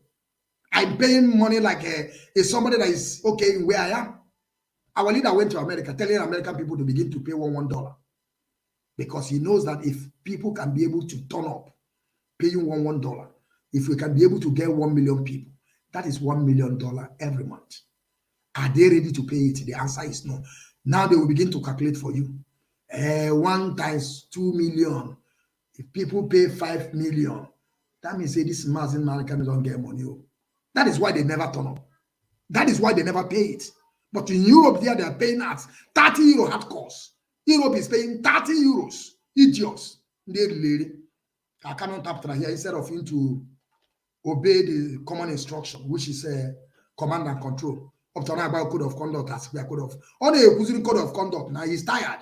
Now I think that he will continue. Now he's writing an article. I'm still waiting for Kanu to come and tell me what he promised me that he will send it to me. He never send it. Let us know the update of our legal team that he said that he's in charge. He should come and tell us. He should come and tell us. What is the update? What is our legal team in Kenya is doing? Or does it mean that they are giving us Photoshop, like we have a stolen money from us, telling us that we have a legal team there, why we don't see nobody? We see no write-up. Somebody, I don't know, maybe all this thing I'm saying, maybe you people are getting my point. We need update. We need their write-up. Not only this master prophet, man, called this while he go now. The man I'm leave himself. That is why you see our leader don't talk about him, because our leader knows that the man has no sense. There is no sense in him. I thought that he say on aton the mother. Ya to kwanam na lo say o ya boko ya osno John Yahu. Ya boko nia. Ya boko ya say ya je osiebe the Biafran child no. Ko yini na tibu ha there. No be people call. Some people come in shrine. Later they are running. I heard that they apologize. Now let us listen how they have already used the brain of our people. An Igbo man say that it's not an Igbo. Master prophets are no idea we are not nonsense. Madam Finance and the Kanonta claiming that is a brother to our leader. And we should ask that question because that thing that Donald said that time, you know, I want you, because what I'm doing now, I'm doing direct to Biafra land. I don't care. I will begin to ask, he should come and prove it to us through. Is it a brother? Because that Donald, you people should also know that Donald is from Umuahia. He should come and claim. Because you see, I am not saying this. I want you people to understand this. I'm not saying that even though you are adopted by somebody and that person have adopted you to be his son, is authentic. Probably you must be the father of the person, because Let me say here in Germany, we have a lot of people travel to Cambodia, they go to India, even though they go to Africa, even though my woman said, my wife also is helping one guy in Ghana. But he never adopted the guy, but he's paid the school fees of the guy till, I think that it was last 3 years before he stopped. Paying everything about it. That time, I'm still friending my woman. We are still friends. He's paying because he just want to help with poor Africans. You understand? I'm not saying that if you adopt person, it's not your child. It's your child. If a man say that this son is my child and make a real document, there is no doubt about it. But all this double mind is becoming from somebody will say something, you are tackling. I heard Darlington saying that Kanunta told him, this thing I'm saying is something that is in public domain. Go to Darlington and you will see what Darlington said. And that thing Darlington said that is, I don't think, I will bring Darlington one day on BTV, we talk. This time, because this time around, you know, you people knows me. My own, I started. I don't care. That is why I told people, you are not going to come here and tell me what to do. I will do what is right. When we begin to tackle them, we tackle them. Darlington said, "Na Kanu Ntagbari and after Mazi Nwachineke Kanu, he is the right position to take over Mazi Nwachineke. Obona Mazi Nwachineke, ana akpazi obona Mazi Nwachineke Kanu." Hey, Madaga for pay him a wa. The man we are talking about is not yet dead. Now they are now planning if it should be in case. Does it mean that these people are saying that they have already believed that Mazi Nwachineke Kanu will die there? Is it their plan? Can somebody tell me, is it their plan? That Kanunta cannot tell us what he's doing with the legal team that we have to come and give us update? No. The answer is no. Mazi Nwachineke Kanu told you not to go where finance is. But to Kanunta, that is not part of DOS. Kanunta is not a principal officer. Kanunta is just a floor member like me, are now in position to control with Madam Finance. Ask yourself a question. Ask yourself a question. Mazi Nwachineke Kanu said the DOS shouldn't go to finance. Madam Finance herself is also part of DOS too. I want you people they understand. Madam Finance is also part of the DOS. That he said that DOS tell them you shouldn't interfere, that is independent. The money that we are contributing, you are telling us that is independent. Who bond you? Who bond the bagger? The money that I am part of those that is why I'm waiting for these people to sue me. We are in Germany here. Let them sue me. They will see waiting be. They will see case. All of them will run. Let them sue me. They have all my documents. They have all my name. They should sue me and send me a letter. Let us go to court. Let me bring my proof, everything. That if I'm not right to ask them what they have done with my money that I contributed, they should tell me. Am I not right to ask them? That you come to tell me, Kanunta is telling me that our money is independent. The money that we contributed is independent. Just look at what somebody is telling me. And somebody will hear something like this tomorrow. And somebody will continue contributing. Why you are telling him that his money is independent? So you won't know how much he contributed. You won't know how much is in account since our leader is not there. I said it before. I don't need anybody to tell me. But there are some people in position. You people should go and tell them, this is how much we have. This is the expenditure. This is the income. This is how we pay the lawyer. This is how we are paying the lobbying teams. This is how we consult our people. You have to tell them. Don't say that it's independent because you're not the one that paying the money. And on top of it, they are collecting salary. They are collecting salary. They are collecting salary. You people don't learn. If I'm versed, if I come here, but I'm man that I always keep the rules and regulation of BTV. That is why I don't abuse people. But I will tell you what it's all about, what you want to hear. You can never tell me that the money that the Biafran child is part of those that are contributing is independent. Is Biafran struggle independent? Ask yourself that question. Is Biafran struggle independent? If Biafran struggle is not independent, how the money that Biafran people are contributing is independent? This is what Owefi is doing today. Every day they will keep on fabricating lies from that master prophet. He is always carrying fake news, telling them that Mazi Nwachineke, I have got a 6 issue that they told Mazi Nwachineke to do. He never done it. He can count 20. Who is giving you that information? Master prophet. Master prophet number 6 of master prophets is not working again. That's why he got a fear on any. I don't know who makes him undertaker. He want to turn to undertaker overnight. He will carry his real round eyes, carry and go up. He will begin to see white. And now, more. Every day he will begin to bring you Donald Trump. That he prophecy of Donald Trump. That he just put either this one happen, this one not happen. Unfortunately, enter. He begin to carry it up and down. Go and ask Master Prophet, is it only him that prophesy about Donald Trump to come as a president? Is it only him? And why he did not tell Mazi Nwachineke they will kidnap him? Master Prophet is a lunatic. His brain is Master Prophet number 6 is his brain is not working again. That is why even though our leader will look at him and see this, that man is idiot. I don't even know how our brother, sister get to marry to that idiot. That his sense is not working. That is why you see our leader, sometimes our leader will just throw a word to him. Happen idiot. Or into our leaders happen on Allah. Our leader Biafra. Because our leader, even though he's surprised how he's a queen, we go and see that kind of idiot go and marry him. When you bro undertaker. Kakobale aka. Do idia na eno akuba yo. Ono is there we na bagale kam. That is the reason why you see all these things happening today. They never talk how to stop these people, how to bring our leader out.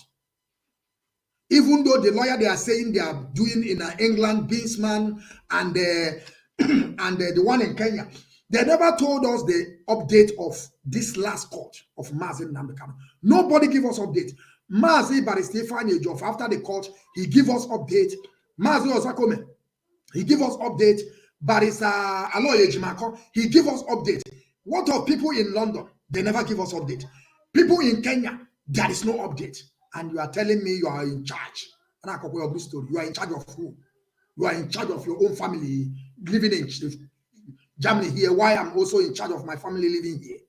Everybody is in charge of their family you don't know before. You can never be in charge of anybody or legal team that you don't even give us an update. The one you said that you will send to me, you never send it to me. Up to date. You never send it to me. What you are calling me to be telling me that I should go and be calling people. I'm asking them what happened. And I asked you, are you telling me you are the one that sold to our leader? He said no, because I know how to ask people questions. That they are conniving to bring you down as what? As you are part of DOS, or as Madam Finance find that how can I call it? Find love in you by working with you. That is why you are in charge.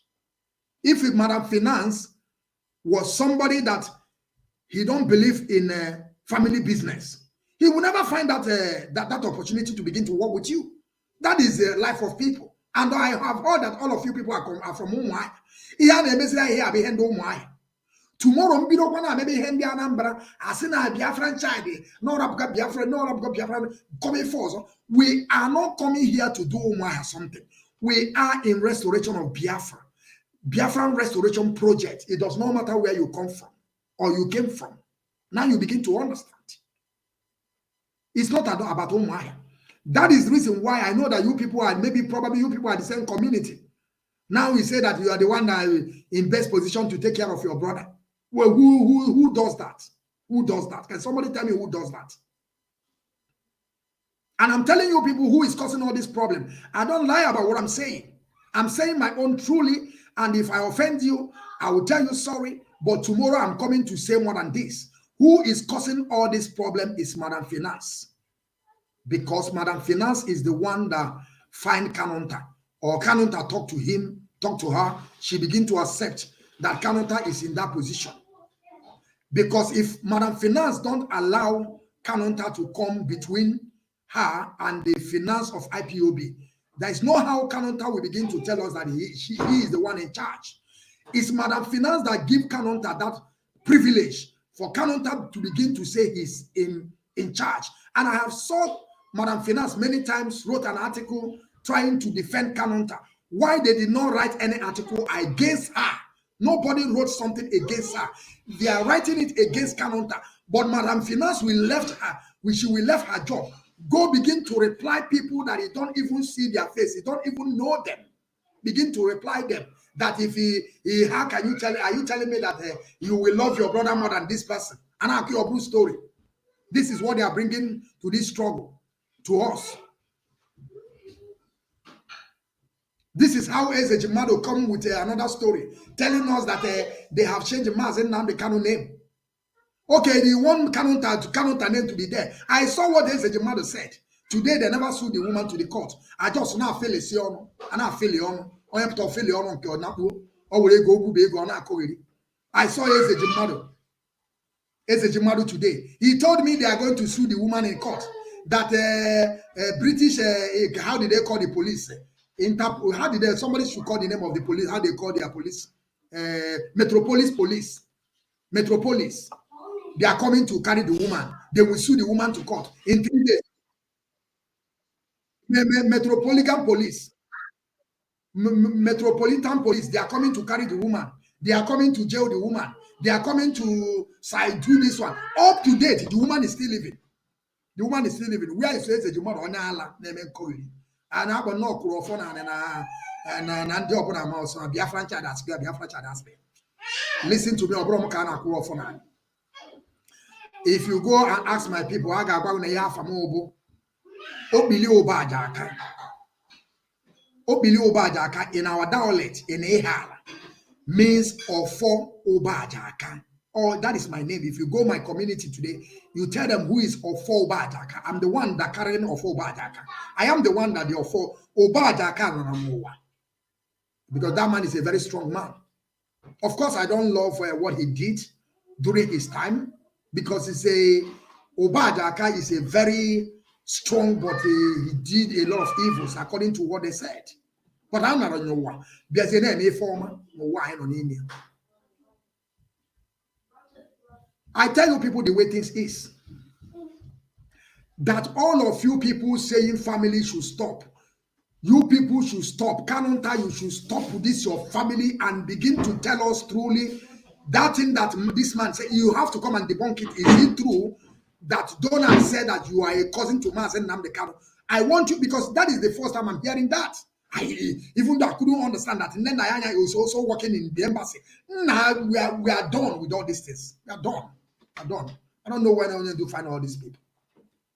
We are done with these people. We are done. Let Onyendu come out. God help Onyendu, let him come out. We must restructure everything about all this plan. We must restructure it.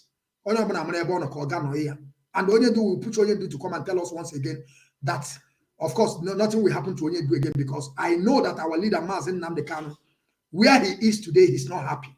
He will never be happy. Because those people that are telling him to be out to distance himself from the leadership that he created. Last 2 weeks, we bring out the meeting in 2000, was in 2013 or 2012, when Mazi Nnamdi Kanu was addressing the great people of Biafra. Mazi Awanyim, he was there. You see how young that man was then by then, very young, very, very young. You see Mazi Nwachineke, those very, very young, they were sitting quiet.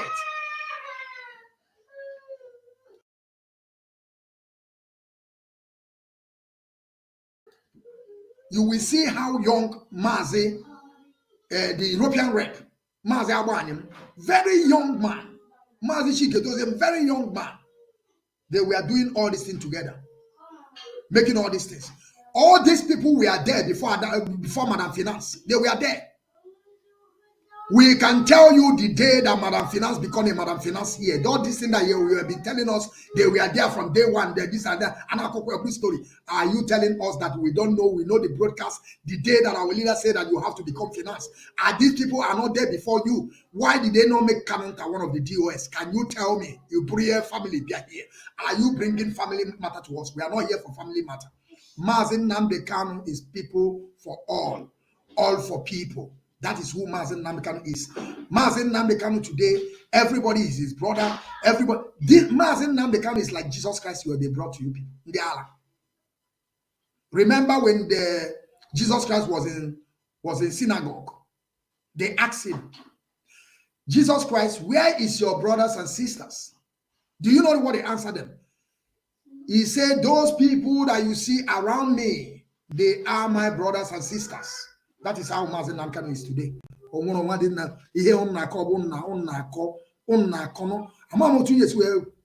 Put this thing on Nako.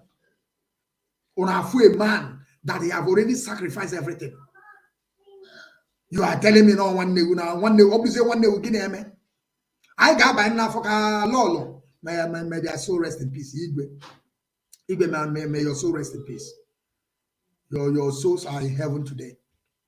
We know that. I know that quite right. That your soul, because you people showed that you are for this Biafran restoration project. Time without number, you people showed it. And it's acceptable to us. We accept it. Your soul is today in the hands of Chukwu Kikabiam. And we will keep on praying for you all. Lolo and Igwe. And those 28 men that died. And some of the bodies they find after the incident in bushes. Kanonta don't see that one. I asked Kanonta, he said me they are his heroes. His heroes.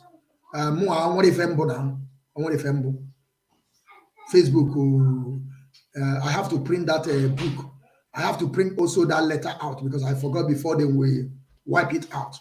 I have to print it out because all this thing is also the proof, and there is going to be also documented.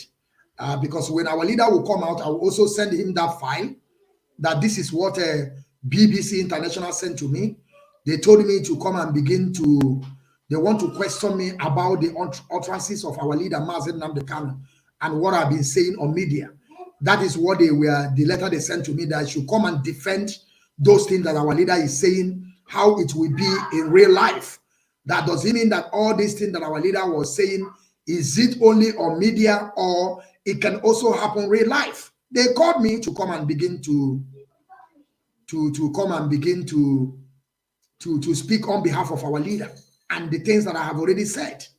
People won't see that one. You will not see it, that they wrote me a letter. I will also make sure that I bring it out and file it. So because all of them, they are something that we are going to bring tomorrow. Because all you will tell me what they have already sent to you. You will also go and make sure I keep the broadcast of BBC, allowing my voice to come. Because they know that we are the heavyweight on this Biafran restoration. Your media, Richard Card media warrior. And I could go on this story. I have said it. Let me say this before I begin to descend. Because I'll occupy 3 hours here. Kanunta, you should come out and tell us that thing that Donald said. Is it true or not? That you are a cousin to Mazi Nnamdi Kanu. I want to know the issue now. Because I saw idiot call Master Prophet that his head is not correct. He was saying that Kanunta, Israel, is like Kanunta. I don't care. I want you to prove it to us. Is it true or false? Is it true or false? Come and tell us. Because now you people, they cause problem. Now you people go, they bring issue.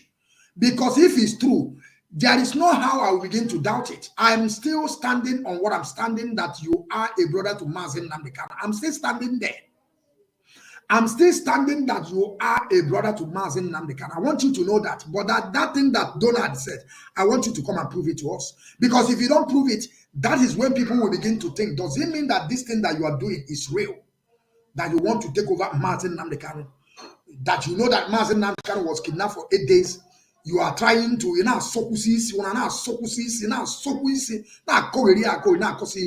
till the rendition our leader. You come and prove it to us also. Why our leader was in the hands of captivity, why our leader is in the hands of enemy for 8 days. Nobody knows. Mazi Shinasamoru don't know. Mazi Shike Doziem don't know. Aba Animu don't know. It's only you people knows. Kanunta, you know, of course, you know that our leader was kidnapped. You know that. Kaloran Okurafo. That one, Obuefi daughter. Obuefi have to come. If Obuefi, that one, I'm stand on that. Also, I'm saying I'm here to be corrected. I'm standing to be corrected. If it's lie, I'm saying no. This is what is going on today. They should come and begin to prove it, because some certain things that you people are doing is making us to begin to think something else that we don't supposed to be thinking. Like I said, you can adopt somebody, you can take somebody as your son, but when you come in this kind of issue that now you begin to claim everything, you begin to say that you are in charge, you begin to say that after Mazi Nwachineke, people will begin to think otherwise. Does it mean that this thing that Mazi Donald said is true? I will see also bring Mazi Donald very soon, within this week. I will get him a call so that he will come and prove more to us, because the man said that take this issue to bank. He said we should take it to bank. And when somebody tell you to take something to bank, that means that he's 101% correct. And he also said if Kanu say that he's lying, he should go and do DNA and bring the DNA.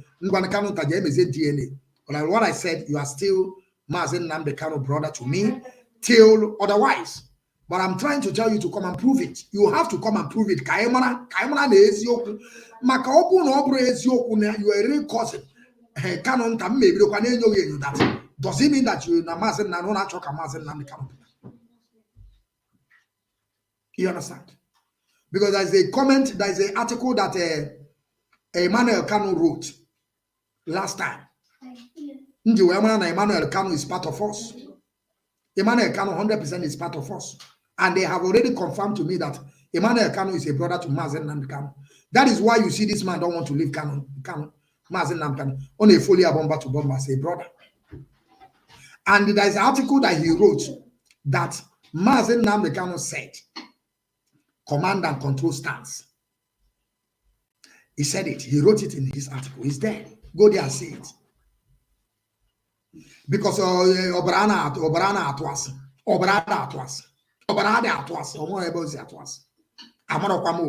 I'm starting to be corrected. Because when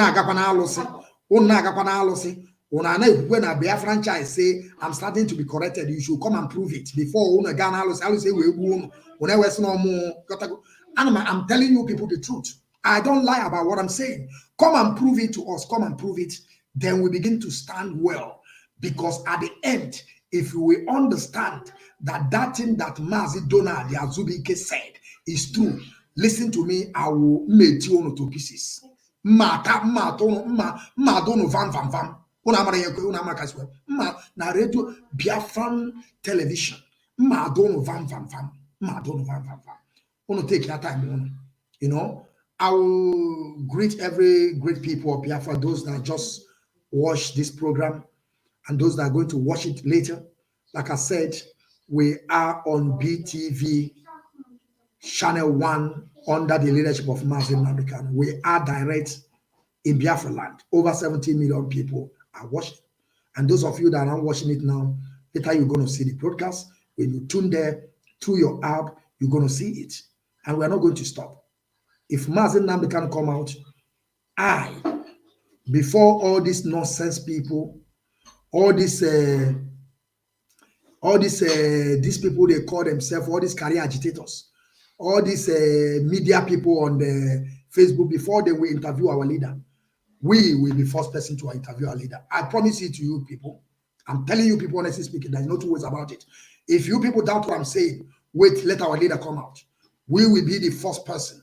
I'm not saying before the Radio Biafra. After Radio Biafra, we interviewed our leader.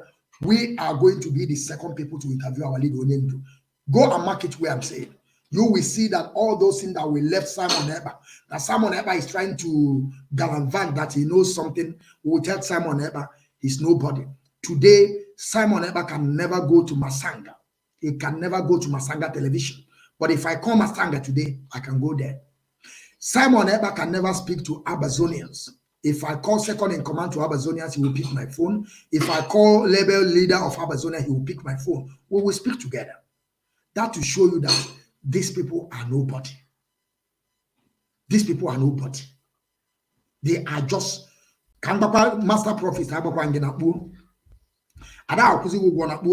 know the reason why all these shenanigans started. You know, what I begin to understand is like why Kanonta is finding this thing difficult is that It seems that this time around, because there's something I noticed when we make a fundraising here in Germany, I think that is the problem. The money they are raising, I think, is now going to the direct to the post of, let me say, when they make fund in Germany, it will remain in German. When they make in Italy, it will remain there. When they make in America, that is their problem, because the money is not coming again for them to squandering our money. It's not coming to them again. They are not coming. And believe you me, do you know, I say things the way it is. When you come to our meeting in Cologne, my zone is in Cologne, before the adoption of our leader, or after like 3 months, 4 months, we are having almost 30-something people coming to meeting, contributing. After they hear all these shenanigans between financial, between Kanu, a lot of them are going out.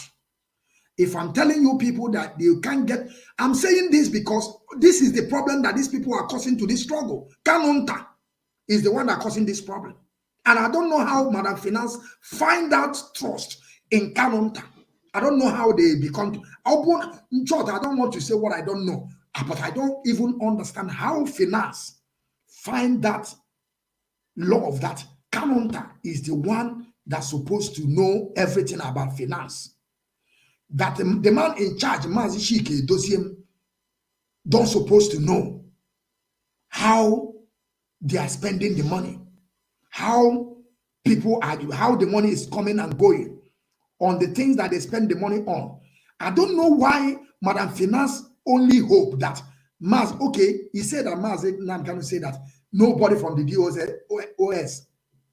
should ask Mazi, should ask Madam Finance about the finance. Now ask yourself question, is Kanunta, is he the person in charge to know the finance now? Kanunta is not member. The Kanunta is not a principal officer. It's not a coordinator. It's not a regional coordinator. It's not a local coordinator. It's not a German coordinator. It's nothing. It's nobody. Kanunta is nobody. He's a floor member like I am. All of us were in the same position. But when you call Kanunta, you begin to boast. You are talking to a kid, or you are talking to a boy of 30 years. You are talking to a boy of 30 years, a guy that is controlling his family, keeping everything in order. I have told you people. What I want to say to you people now is this before I begin to shut down this video, because I have already covered a lot of hours. I keep on repeating it.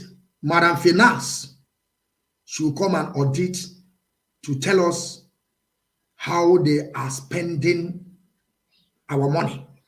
It's ours money. It's ours. I am part of them. That is why we always tell people, before you begin to talk, make sure you are part of IPOB family member. You are contributing. You have paid your defense fund. So when you speak, people listen to you.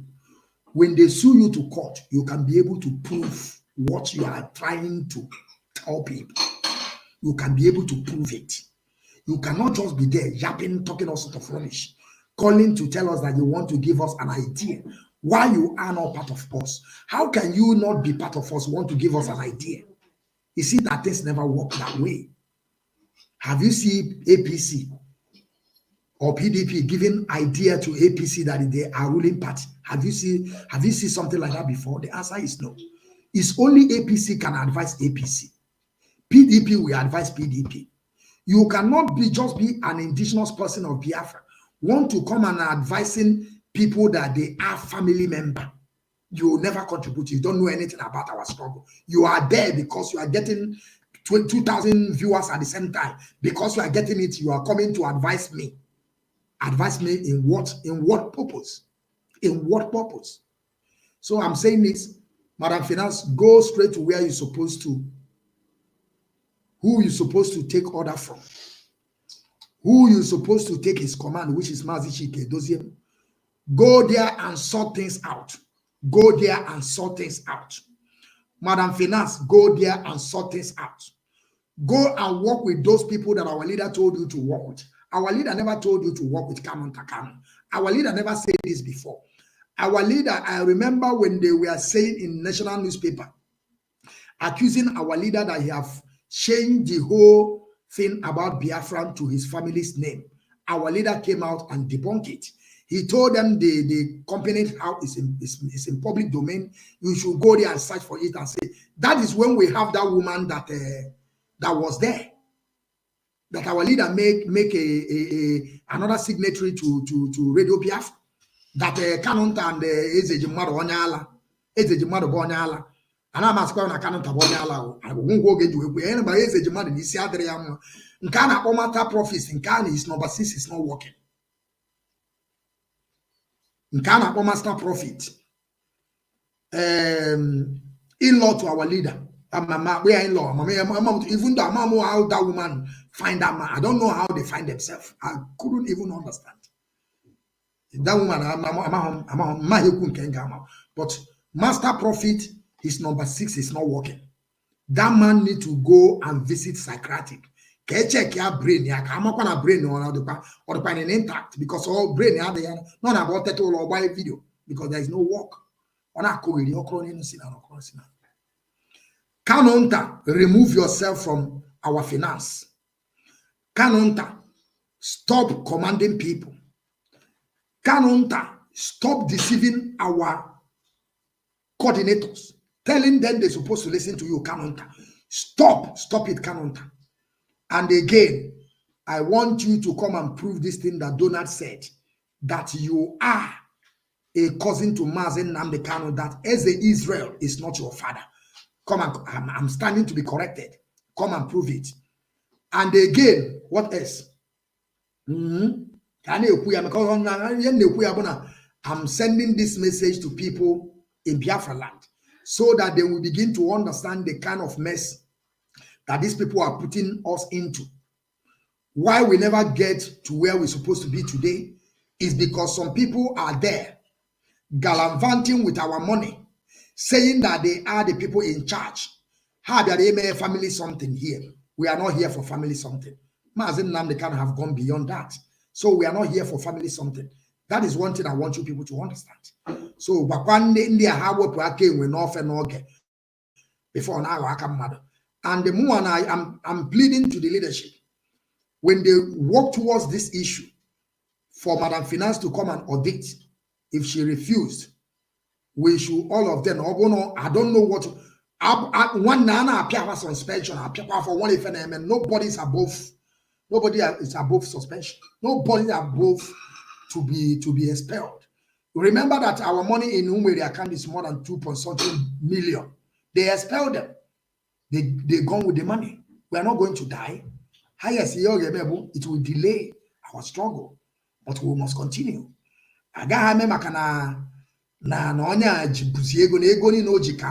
We say, let us begin to die in this mess that we are. No.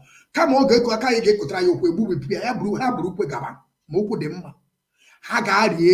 now man one day no. So even the probably I will also come out tomorrow. I will come with somebody. So we talk about this issue tomorrow on PTV Channel 1. I greet you all great people of Biafra freedom fighters. Lots of freedom are great people all over the world. We are calling it a day here. And I want you people to remain resolute and formidable that on this quest of self-determination, we are moving forward, Biafra or nothing, because we have already taken our part, that on this Biafra restoration project, we must continue doing what we're doing till we get to that level of freedom fighting. We are still creating awareness. By the time we get there, Madam Finance, I have tell you what I have. According to what master prophet, up to now saying guys are feeble. Manafia bo king yang and then Kogri. Idiot. I call it a day here till we see again, my great people. Good day and welcome.